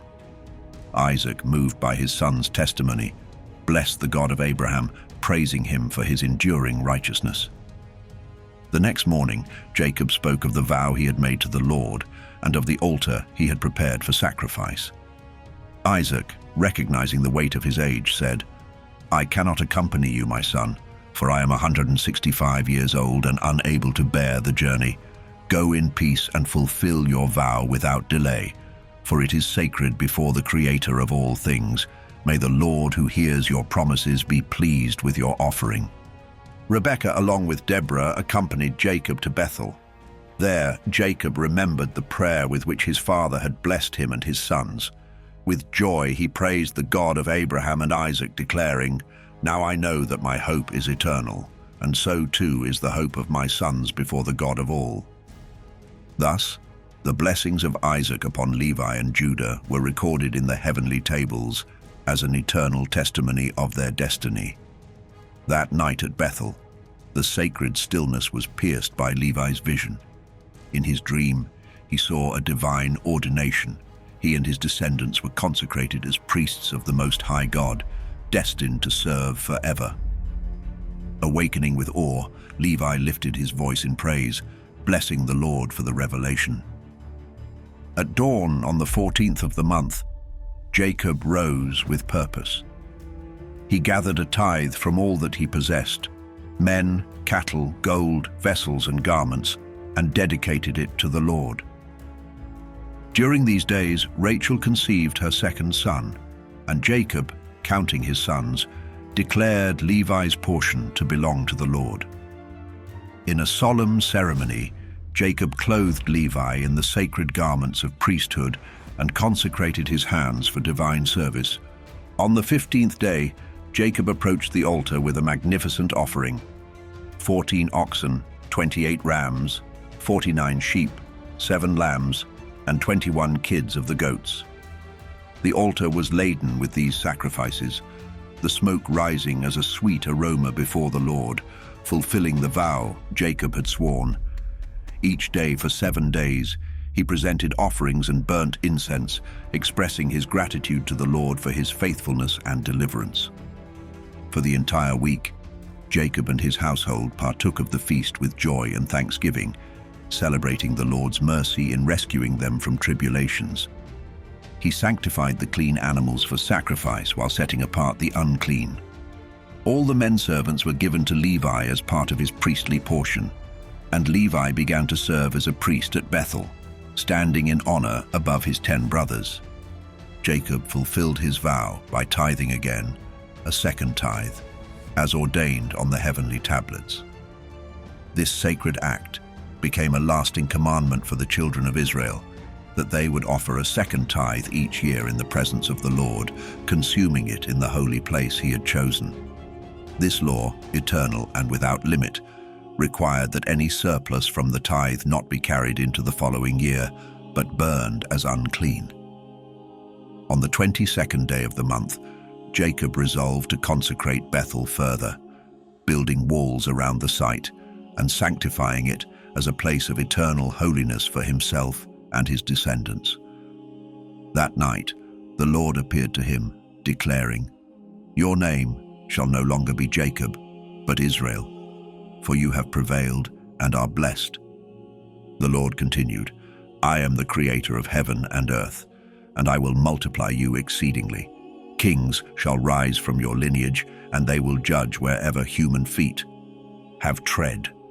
I will grant your descendants all the earth under heaven, and they shall rule over the nations. In time, they will inherit the earth forever." As the vision concluded, Jacob watched the divine presence ascend into heaven. That night, he saw another vision, an angel descending with 7 celestial tablets.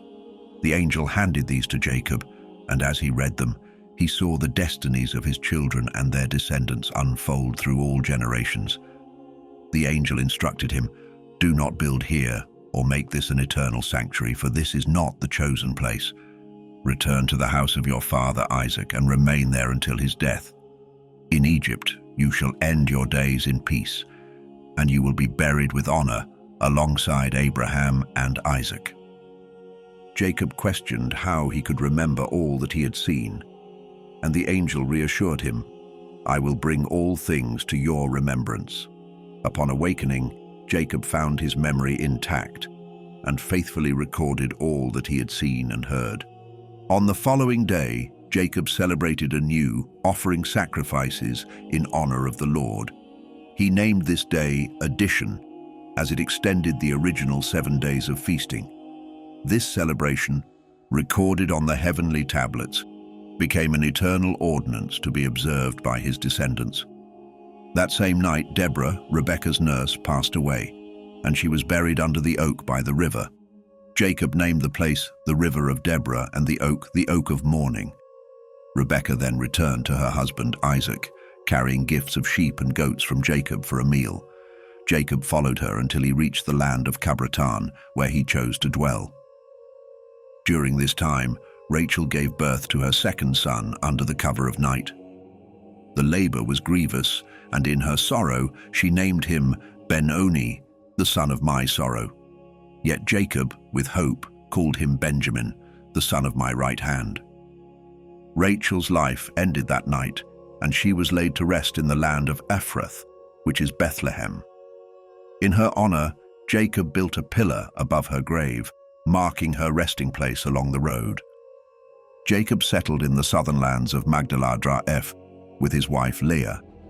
As the days passed, Reuben, the eldest son, was ensnared by an overwhelming temptation.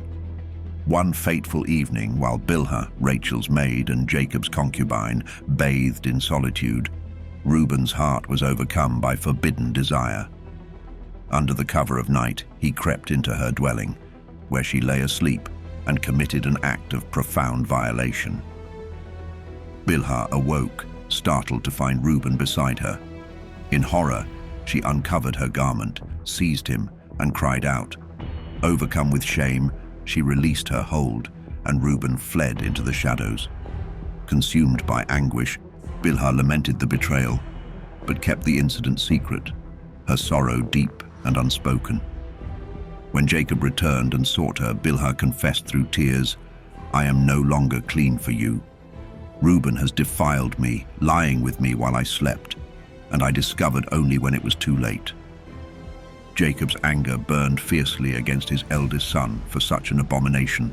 He turned away from Bilhah, never approaching her again, for her sanctity had been violated. This grievous act reverberated as a warning to all. The uncovering of a father's wife was an affront to divine law, an unclean act condemned by the Lord.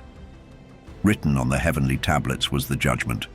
Those who commit such an offense are accursed and worthy of death, for they have defiled the earth with their transgression. Both the man and the woman were to be put to death, ensuring such sin would never be permitted within the chosen nation. The decree resounded in the heavens. Cursed is he who lies with his father's wife, for he has uncovered his father's shame. All the holy ones of the Lord cried in unison, "So be it, so be it."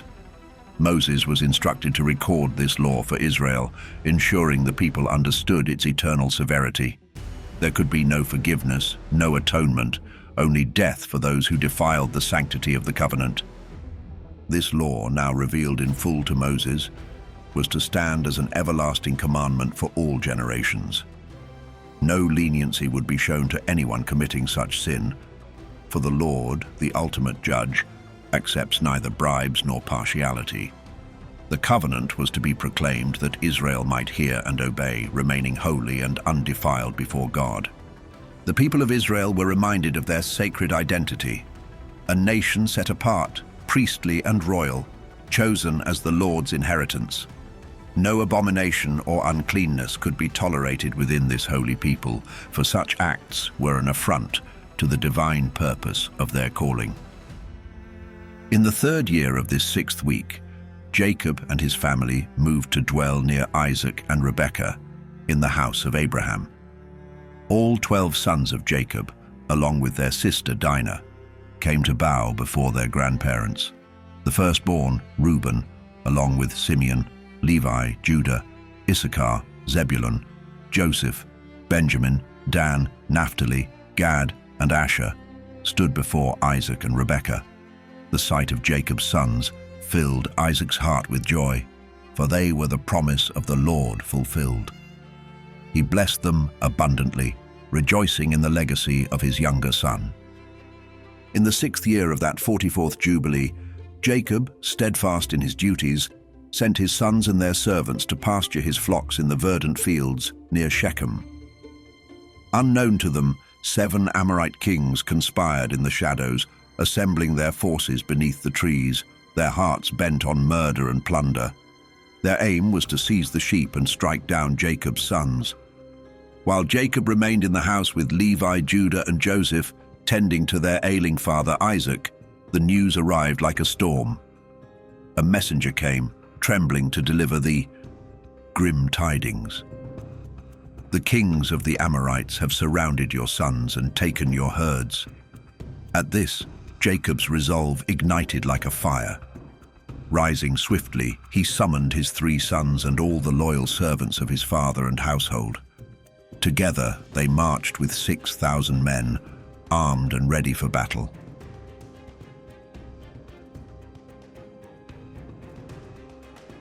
The clash unfolded in the pastures of Shechem, where Jacob and his forces struck with righteous fury. The Amorite kings, Taphu, Aresa, Seragan, Selo, Gaas, Bethoron, and Ammonisakir, fell by Jacob's sword. Not one escaped, and their armies were decimated. Jacob reclaimed his herds and exacted tribute from the defeated kings, commanding a portion of their land's fruits. In triumph, he built fortified cities, Robel and Tamnateres, as monuments to his victory. Peace was restored, and the Amorites became his subjects, remaining so until Jacob's household descended into Egypt. In the following year, Jacob sent his beloved son Joseph to check on his brothers, who had moved to pasture the sheep in Dothan. But treachery brewed among them. Envy consumed their hearts, and they plotted to kill him. Yet their plans shifted. They sold Joseph to passing Ishmaelite merchants. Bound and betrayed, Joseph was carried to Egypt, sold into the household of Potiphar, Pharaoh's eunuch and chief cook. To conceal their crime, Jacob's sons slaughtered a young goat and dipped Joseph's coat in its blood. On the 10th day of the 7th month, they brought the stained garment to their father, presenting it as evidence of a savage beast's attack. Jacob, heartbroken, mourned deeply, lamenting, "An evil beast has devoured my Joseph." His grief consumed him, feverish and inconsolable, as the household joined him in mourning. The tragedy deepened when Bilhah, Rachel's maid, succumbed to sorrow upon hearing of Joseph's presumed death. Dinah, Jacob's daughter, also passed shortly thereafter. These 3 losses, Bilhah, Dinah, and Joseph, descended upon Jacob's house in a single month, plunging him into a sea of anguish. Bilhah was buried near Rachel's tomb, and Dinah beside her. Jacob's mourning for Joseph endured an entire year.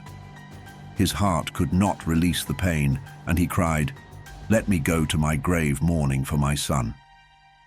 This sorrowful day, the 10th of the 7th month, was etched into Israel's history as a day of atonement, a time to reflect on their sins and seek purification through sacrifice. Following Joseph's disappearance, Jacob's sons took wives and began their own families.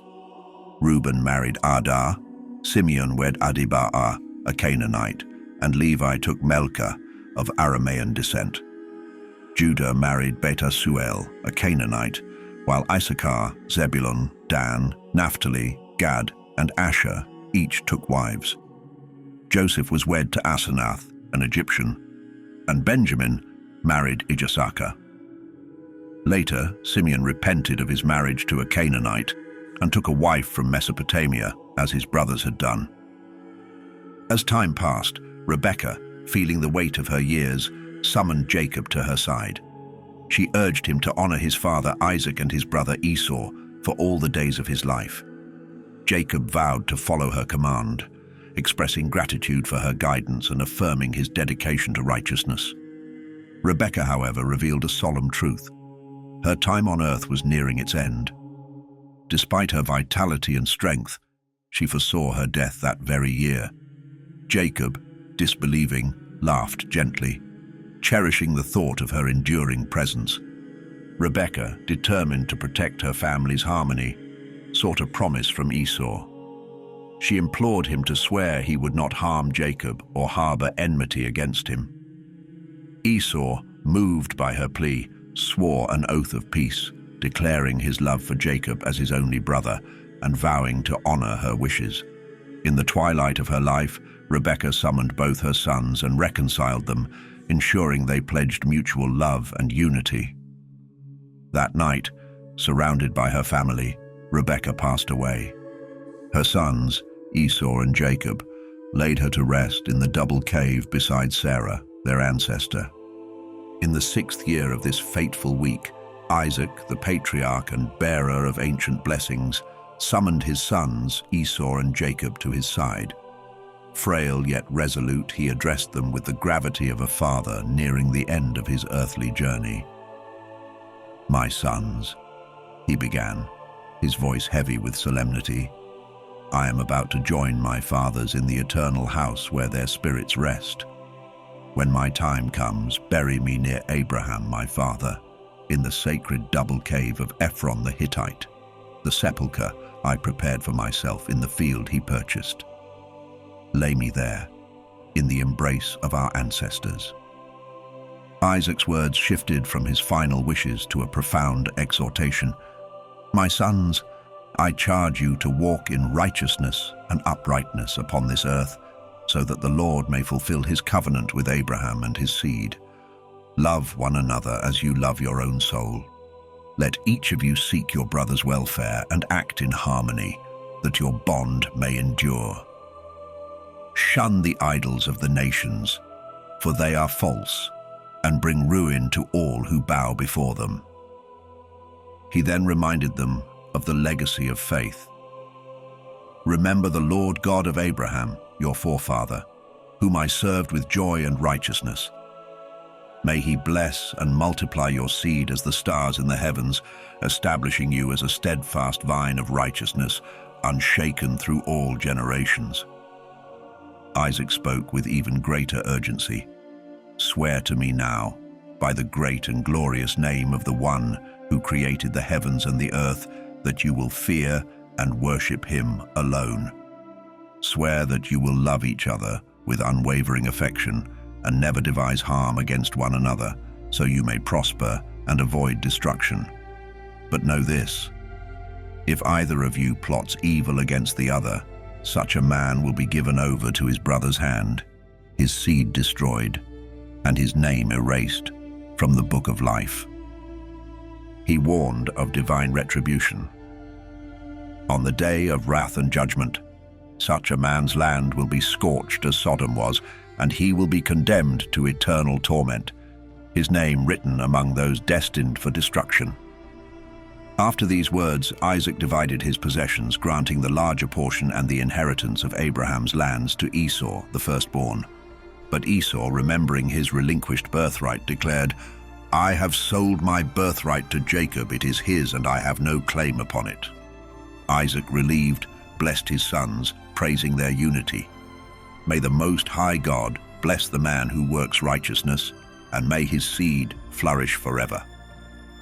That evening, Isaac rejoiced, seeing peace between his sons, and passed into the eternal sleep, his life a testament of faith spanning 180 years. Esau and Jacob buried him in the double cave of their ancestors. In the days following Isaac's burial, unrest stirred within Esau's household. His sons, hearing of Jacob's inheritance, confronted their father with fiery indignation. "Why has our grandfather given Jacob the birthright that should have been yours?" they demanded. Esau explained, "I sold my birthright for a meal and later swore to love Jacob and live in peace with him. This is the will of our father, and I will honor it." But Esau's sons were not appeased. "We will not accept this," they declared. "We are stronger and more numerous than Jacob. Let us gather an army and destroy him before he grows mightier." Despite Esau's protests, his sons defied him, hiring mercenaries from Aram, Philistia, Moab, and Ammon. 4,000 warriors prepared for battle. Reluctantly, Esau, under threat from his own sons, led this host against Jacob.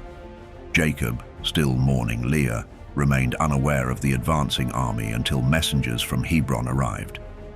"Your brother Esau approaches with 4,000 armed men," they warned.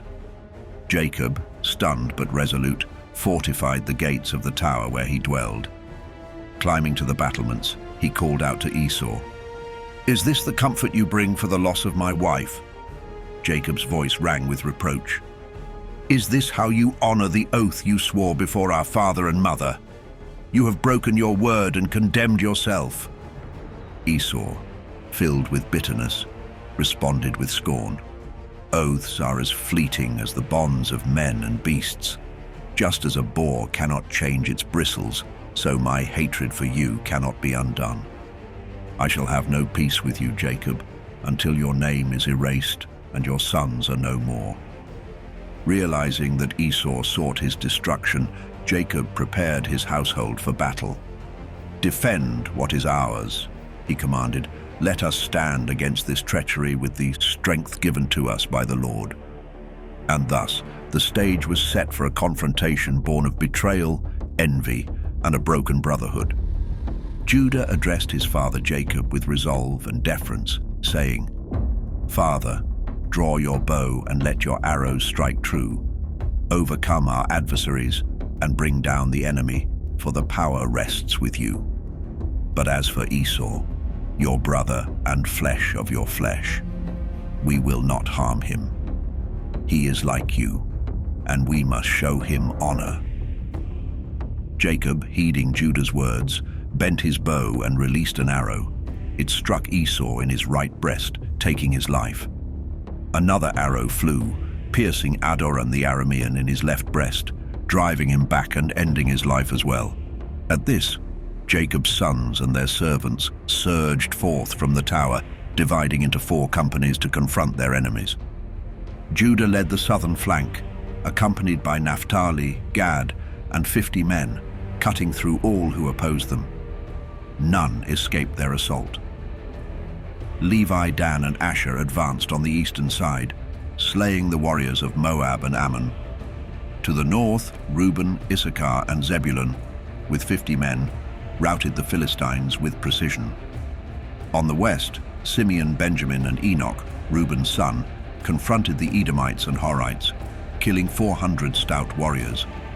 The remaining 600 fled with 4 of Esau's sons, abandoning their father's lifeless body on the hill of Aduram. Jacob, grieving the necessity of his actions, buried Esau on the hill. Yet his sons pursued the fleeing forces into the mountains of Seir, subduing Esau's descendants and imposing their dominion over them. They sent word to Jacob, asking if they should annihilate their foes or grant peace. Jacob, in his wisdom, commanded peace, and the sons of Esau became tributaries to Jacob's household, a yoke of servitude that endured for generations. In Edom, kings rose and fell. Balak, son of Beor, ruled from Dinaba, but was succeeded by Jobab of Bozrah. The throne passed to Asam of Teman, then to Adath, son of Barad, who had slain Midian in Moab's fields. Each king held power briefly, their cities, Avith, Amasa, and Raboth, bearing witness to their fleeting reigns. Yet none could escape the shadow cast by the sons of Jacob. In the land of Egypt, Potiphar, Pharaoh's chief cook, purchased Joseph. The Lord's favor was evident in all Joseph did. and Potiphar placed his entire household under his charge. However, Potiphar's wife, captivated by Joseph's beauty, sought to seduce him. Day after day she pleaded, but Joseph refused. "Madam," he told her firmly, "how could I commit such wickedness and sin against God? Your husband has entrusted me with everything in this house. I will not betray that trust." Her advances continued for a year, but Joseph remained steadfast. One day, finding him alone, she seized him. Joseph broke free, leaving his garment in her hands as he fled. Furious, she accused him falsely, claiming, "This Hebrew servant you brought into our house tried to violate me. When I screamed, he fled, leaving his garment behind." Potiphar, believing her deceit, cast Joseph into prison. Yet even in confinement, the Lord's presence was with Joseph. The prison warden, recognizing Joseph's wisdom and integrity, placed him in charge of all the prisoners. The Lord prospered everything Joseph undertook. 2 years passed. Pharaoh, angered by his chief butler and chief baker, imprisoned them where Joseph was confined. Both men dreamed troubling dreams, which Joseph interpreted. He told the butler, "In 3 days, Pharaoh will restore you to your position. When that happens, please remember me and mention me to Pharaoh." The baker's dream, however, foretold his death. As Joseph predicted, the butler was reinstated and the baker was executed. But the butler, once free, forgot Joseph, leaving him languishing in the prison for yet another season. During those days, Pharaoh dreamed 2 vivid and troubling dreams in a single night. These dreams foretold a great famine that would sweep across the land. Awakening with unease, Pharaoh summoned all the interpreters and magicians in Egypt, sharing the details of his visions. Yet, despite their efforts, none could unravel the meaning. Then the chief butler, recalling Joseph, spoke to Pharaoh and urged him to bring the young Hebrew from the prison. Joseph was swiftly summoned, and when the dreams were recounted, he declared their meaning with confidence. "Pharaoh, your 2 dreams are one and the same. They reveal what God is about to bring upon this land. 7 years of abundant harvests will fill Egypt, but they will be followed by 7 years of devastating famine, a famine unlike any seen before. Let Pharaoh appoint wise overseers throughout the land. Let them gather and store food in every city during the years of plenty, so there will be sustenance when the famine comes, and Egypt will not perish."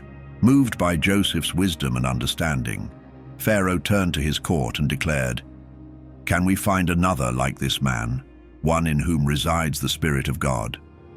Then he turned to Joseph, saying, "You shall be second only to me in all of Egypt. Only in regard to the throne shall I be greater than you." Pharaoh bestowed great honor upon Joseph. He clothed him in fine garments of byssus, adorned him with a gold chain, and placed a signet ring upon his hand. A royal herald proclaimed before him, "Bow the knee." Joseph rode in Pharaoh's second chariot, and all of Egypt revered him. Pharaoh renamed him Zaphanath-Paneah, and gave him Asenath, daughter of Potiphar, priest of Heliopolis, as his wife.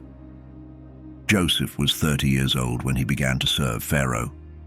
The years of abundance arrived just as Joseph had foretold, and under his stewardship, Egypt thrived. Grain was stored in such great quantities that it became impossible to measure. In the days of prosperity, Judah sought a wife for his firstborn son, choosing Tamar, a daughter of Aram. Yet despised Tamar and refused to fulfill his duties as a husband. Wicked in the eyes of the Lord, he was struck down. Judah, seeking to uphold the law of brotherly duty, said to Onan, "Go to your brother's wife, fulfill your role, and raise up offspring in your brother's name." Onan, knowing the offspring would not be his, acted deceitfully and spilled his seed upon the ground.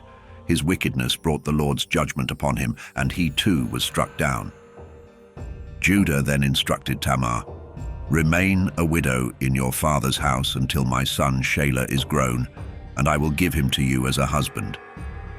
Years passed, and Shelah came of age, but Judah's wife, Bethuel, prevented the union. When Bethuel passed away, Judah went to shear his sheep in Timnah. Tamar, hearing of his journey, disguised herself with a veil and waited by the roadside. When Judah saw her, believing her to be a harlot, he approached her and said, "Let me come in to you." She replied, "What will you give me as my payment?" Judah answered, "I will send you a kid from my flock." She insisted, "Give me a pledge until you send it, your ring, your staff, and your necklace." He complied, and Tamar conceived by him. Afterward, Judah sent the promised kid through his servant, but the woman was nowhere to be found, and the townspeople denied her presence. Judah, fearing ridicule, said, "Let her keep the pledge, lest we become a laughingstock." 3 months later, Tamar's pregnancy was revealed. Judah, enraged, declared to her family, "Bring her forth. Let her be burned for this disgrace." As she was brought out, Tamar sent word to Judah, presenting the ring, staff, and necklace, and said, "Discern, I pray you, whose these are. By the man to whom they belong, I am with child." Judah recognized them and exclaimed, "She is more righteous than I, for I denied her my son Shelah." Tamar was spared, and she bore twins, Perez and Zerah. Judah, recognizing the gravity of his actions, lamented deeply.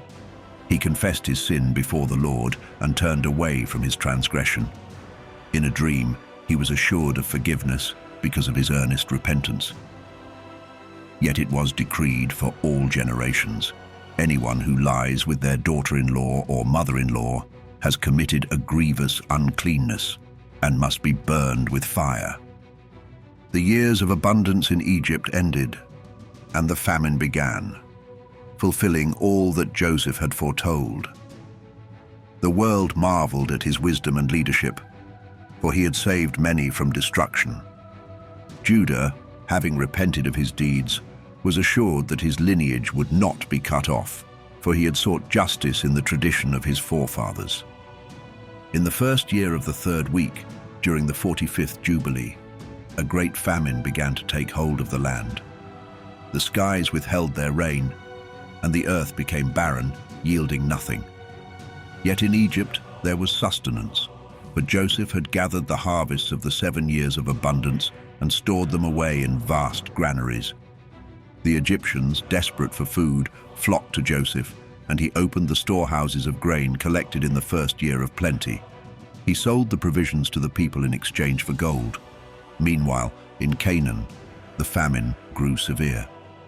Jacob, hearing that Egypt had food, sent his 10 eldest sons to procure grain, keeping Benjamin at home for fear of losing him.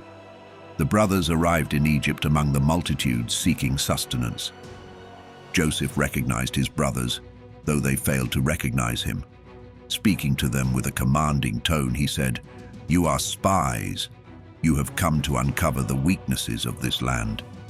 He detained them briefly, releasing all but Simeon, whom he kept as a hostage, and filled their sacks with grain, secretly returning their payment in each bag.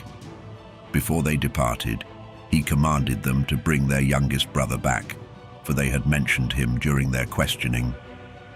When the brothers returned to Canaan, they relayed to Jacob all that had occurred, and how the ruler of Egypt demanded that Benjamin come with them to prove their integrity.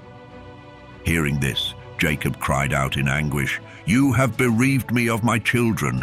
Joseph is gone, Simeon is held captive, and now you wish to take Benjamin. All this misfortune has fallen upon me." He lamented further, "My son shall not go down with you. If harm should come to him, you would bring my gray hairs in sorrow to the grave. His mother bore me but 2 sons, and now one is lost. Shall I risk the other?" As the famine intensified and their supplies dwindled, Jacob reluctantly reconsidered. He instructed his sons to return to Egypt for more food, but they refused unless Benjamin accompanied them. Reuben pleaded, "Entrust him to me, If I do not bring him back, you may take the lives of my 2 sons in his place." Yet Jacob refused. Judah then stepped forward and said, "Send the boy with me. I pledge my life for his safety. If I fail to return him to you, let the blame rest upon me forever." Reluctantly, Jacob relented, sending Benjamin with his brothers and gifts of stacte, almonds, terebinth nuts, and honey. They journeyed to Egypt once more, arriving before Joseph. Joseph's eyes fell upon Benjamin, and he asked, "Is this your youngest brother of whom you spoke?" They confirmed it, and he replied, "May the Lord be gracious to you, my son." He invited them into his home, released Simeon to them, and prepared a feast. As they dined, Joseph served Benjamin a portion 7 times larger than the others, though they did not understand the reason. As they prepared to depart the next morning, Joseph devised a plan to test their hearts. He instructed his steward, "Fill their sacks with grain and return their money as before. Place my silver cup in the sack of the youngest." The steward obeyed. At dawn, the brothers set out, but before they had gone far, Joseph sent his steward after them with an accusation. "Why have you repaid good with evil? You have stolen my lord's silver cup, the one from which he drinks." The brothers, astonished, protested, "Far be it from us to commit such an act. Search our sacks, and if the cup is found with any of us, let him be slain, and we shall become your lord's servants." The steward searched, starting with the eldest and ending with the youngest. The cup was found in Benjamin's sack. Dismayed, they tore their garments, loaded their donkeys, and returned to Joseph's house. Falling to the ground before him, they said, "What can we say? God has revealed our guilt. We are now your servants." Joseph replied, "I am a man who fears God. Only the one in whose sack the cup was found shall remain as my servant. The rest of you may return to your homes." Judah approached Joseph and pleaded, "My lord, hear your servant. 2 sons were born to our father by their mother. One was lost, and this one is all that remains. Our father's life is bound to the boy's life. If we return without him, our father will die in grief. Let me remain as your servant in his place, and let the boy return with his brothers. I swore to our father that I would protect him." Joseph, unable to contain himself any longer, revealed his identity. In their own tongue he wept and said, "I am Joseph, your brother, whom you sold into Egypt. Do not weep or grieve over what you have done, for God sent me ahead of you to preserve life. This famine has lasted 2 years and will continue for 5 more. Hurry and bring our father to me, so that you may dwell in the land of Goshen and be spared from this famine. Tell him of my glory in Egypt and all that God has done for me." Pharaoh, hearing of Joseph's reunion with his family, ordered wagons to be sent to bring Jacob and his household to Egypt. Laden with provisions and gifts, the brothers returned to Canaan and told Jacob the news. Overwhelmed with joy and disbelief, Jacob finally said, "It is enough. Joseph, my son, is alive. I will go and see him before I die." In the first year of the 3rd week of the 45th Jubilee, Israel set out from his house in Haran on the new moon of the 3rd month, journeying toward the well of the oath. Upon reaching the place, he offered a sacrifice to the God of his father Isaac on the 7th of the month. As he rested, Jacob recalled the dream he had seen at Bethel, and a deep fear gripped him at the thought of descending into Egypt. He hesitated, considering whether to send word to Joseph to come to him instead, hoping he would not have to leave the land. He lingered for 7 days, seeking a vision to guide him, unsure if he should remain or journey south. During this time, he celebrated the festival of first fruits, though the grain he used was old, for the famine had made the land barren. Not a handful of seed could be found in Canaan. The famine weighed heavily not only on men, but also on beasts, cattle, and birds. Then, On the 16th of the month, the Lord appeared to Jacob in a vision, calling his name twice, "Jacob, Jacob." He replied, "Here am I." The Lord spoke to him, saying, "I am the God of your fathers, the God of Abraham and Isaac. Do not fear to go down into Egypt, for there I will make of you a great nation. I shall go down with you and will surely bring you back again. In this land you will be buried, and Joseph will lay his hands upon your eyes. Fear not, go down into Egypt." Moved by this divine assurance, Jacob and his family prepared for the journey. His sons and grandsons gathered their possessions, loaded them onto wagons, and accompanied their father. On the 16th day of the 3rd month, Israel departed from the well of the oath and made his way toward Egypt. He sent Judah ahead to Joseph to arrange for their arrival in the land of Goshen, the region Joseph had designated for them. It was the most fertile land in all of Egypt, perfectly suited for his family and their cattle. These are the names of the sons of Jacob who went into Egypt: Reuben, the firstborn, with his sons Enoch, Palu, Hezron, and Carmi, totaling 5. Simeon followed with his sons Jemuel, Jamin, Ohad, Jachin, Zohar, and Shaul, the son of a Zephathite woman, making 7. Levi came with Gershon, Kohath, and Merari, numbering 4. Judah brought Shelah, Perez, and Zerah, totaling 4. Issachar arrived with Tola, Phuvah, Jashub, and Shimron, numbering 5. Zebulun came with Sered, Elon, and Jaleel, making 4. Leah's descendants, including her sons and their children, along with Dinah, numbered 30 souls. From Zilpah, Leah's handmaid, came Gad and Asher. Gad's sons, Ziphion, Haggi, Shuni, Esbon, Eri, Areli, and Arodi, numbered 8, while Asher's children, including Imnah, Ishva, Ishvi, Beriah, and their sister Serah, totaled 6. Thus, the descendants of Leah and Zilpah combined were 44 souls. Rachel's sons, Joseph and Benjamin, accounted for 14 souls. Joseph, already in Egypt, had 2 sons, Manasseh and Ephraim, born to him by Asenath, the daughter of Potiphar, the priest of Heliopolis. Benjamin had 10 sons: Bela, Becher, Ashbel, Gera, Naaman, Ehi, Rosh, Muppim, Huppim, and Ard. Lastly, the sons of Bilhah, Rachel's handmaid, were Dan and Naphtali. Dan's sons included Hushim and others, though most perished upon entering Egypt, leaving only Hushim. Naphtali's sons were Jahziel, Guni, Jezer, Shalom, and Iv, though Iv, born during the famine, also passed away in Egypt. Thus, the descendants of Rachel and Bilhah combined were 26 souls.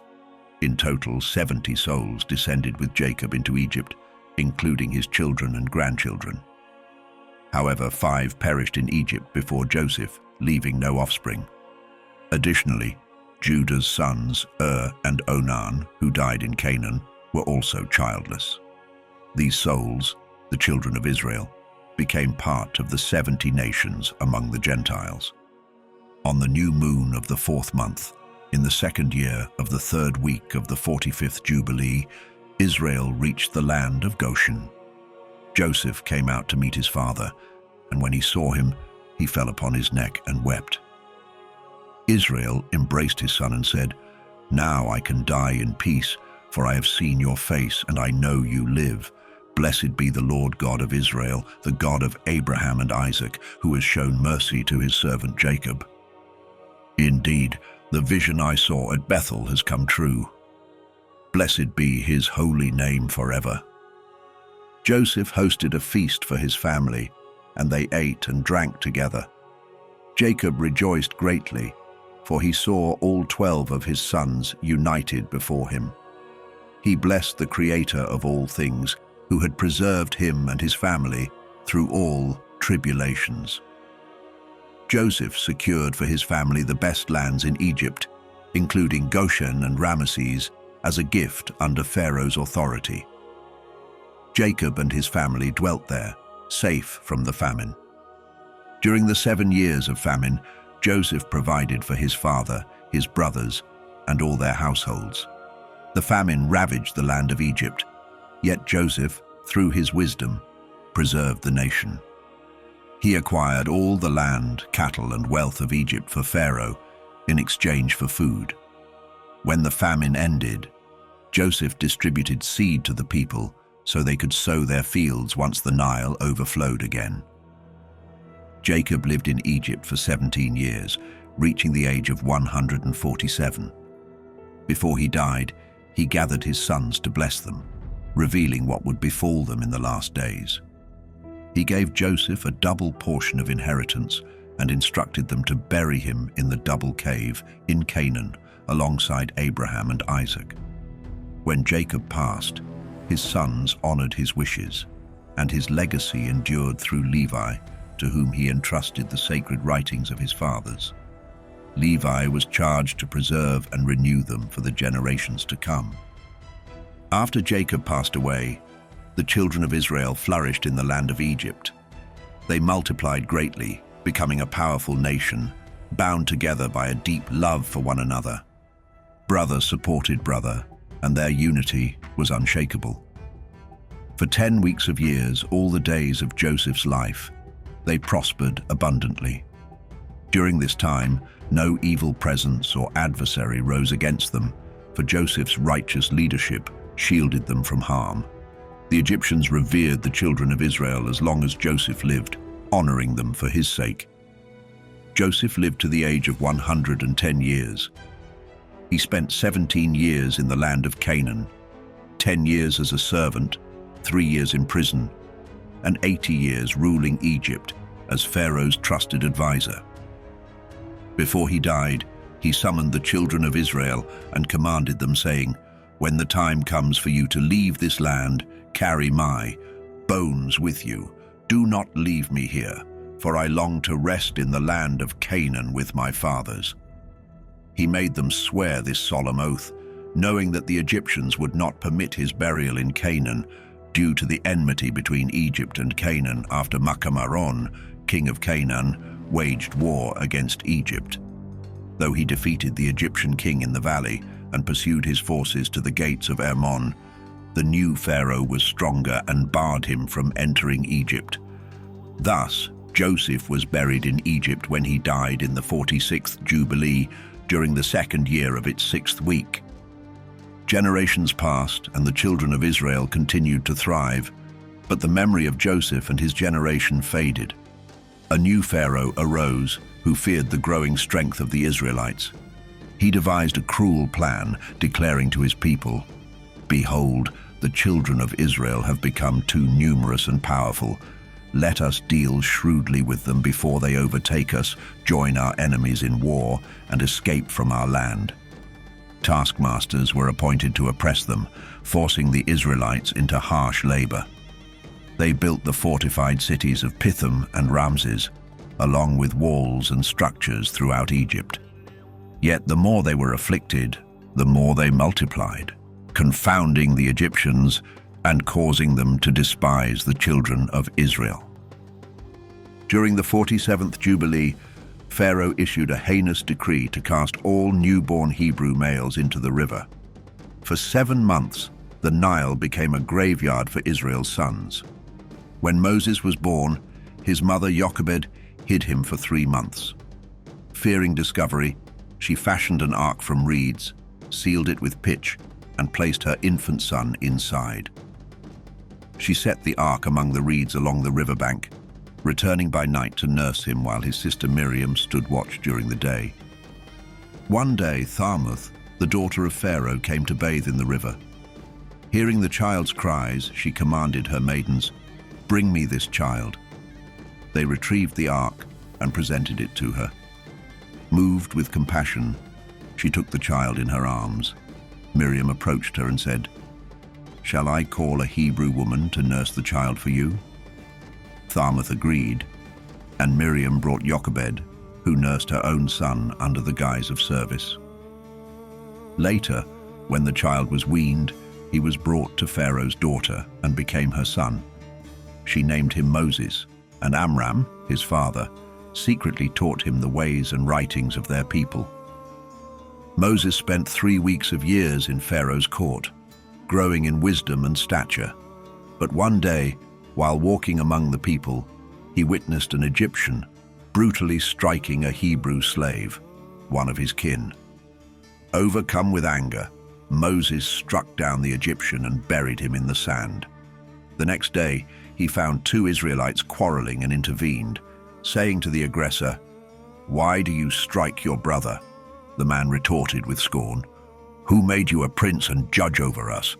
Will you kill me as you killed the Egyptian yesterday?"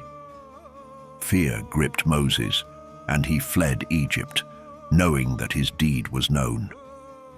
In the 6th year of the 3rd week of the 49th Jubilee, you departed to dwell in the land of Midian, where you remained for 5 weeks and a year. In the 2nd week of the 2nd year of the 50th Jubilee, you returned to Egypt.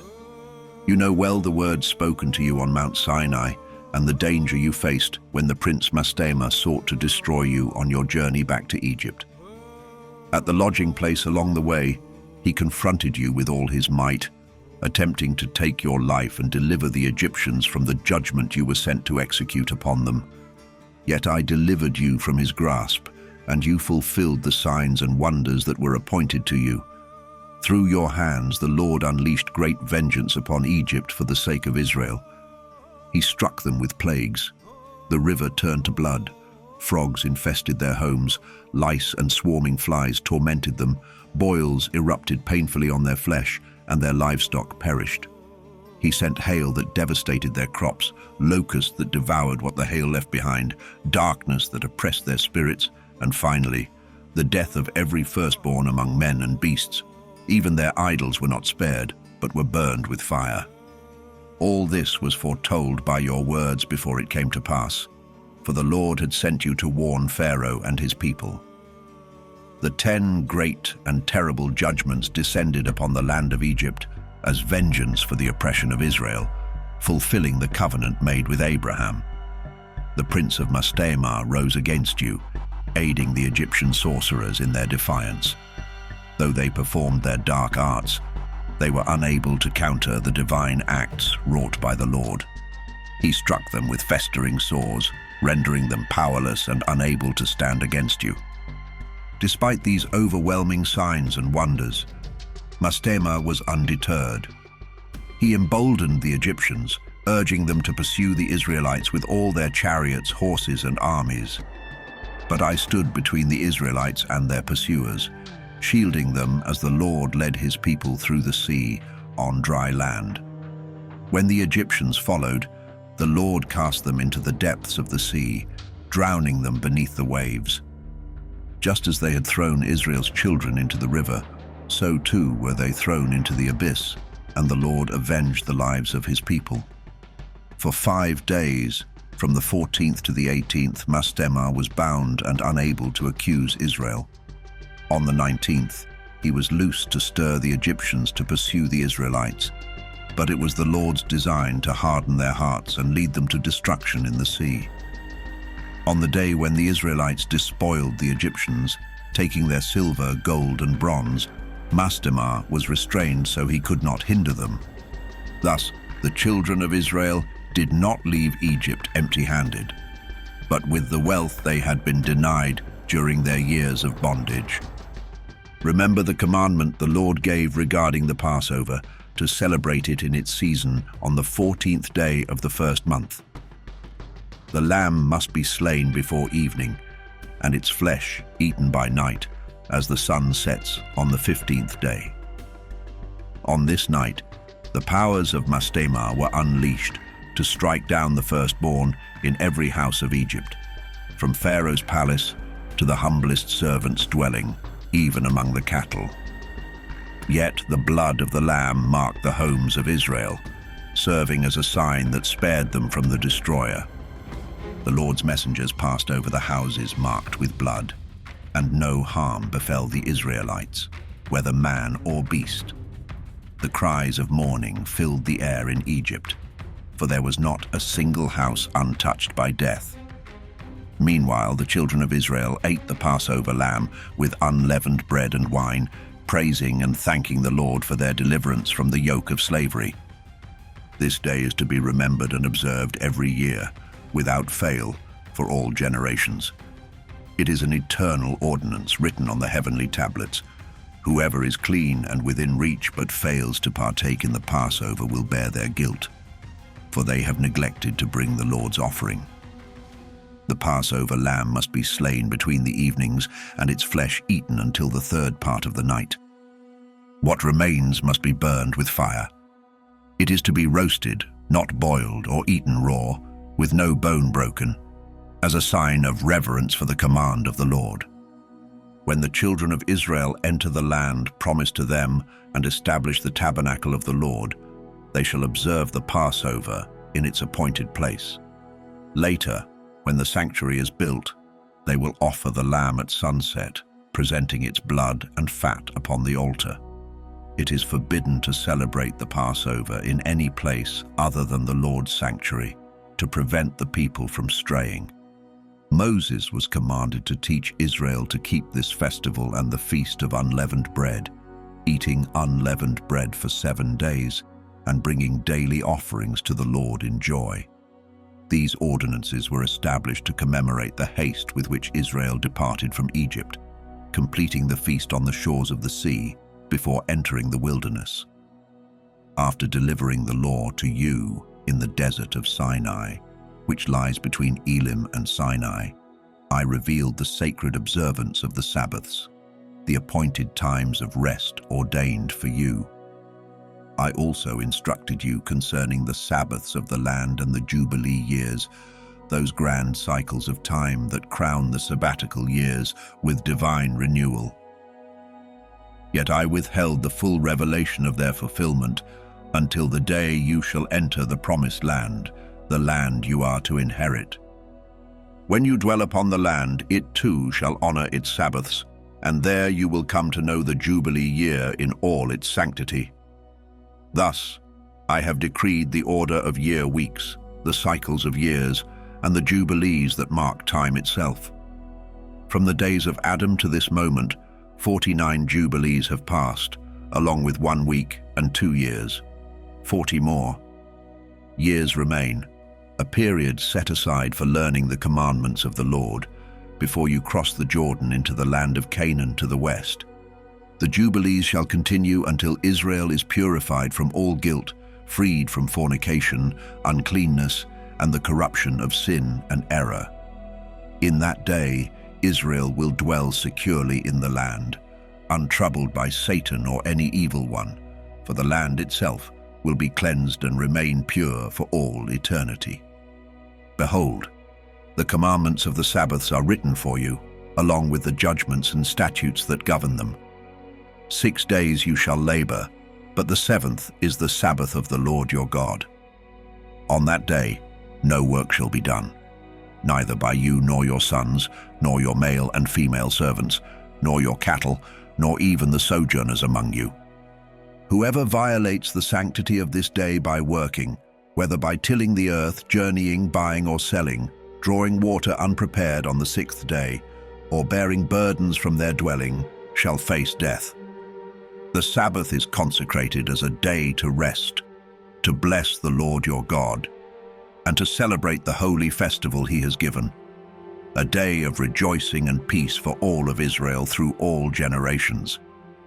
The Lord has bestowed great honor upon Israel in giving them the Sabbath, a day to eat, drink, and be satisfied, free from the labors of humankind. Only the holy work of burning frankincense and presenting offerings in the sanctuary of the Lord shall be performed on this day. These sacrifices serve as an eternal atonement and memorial, pleasing to the Lord, as he commanded.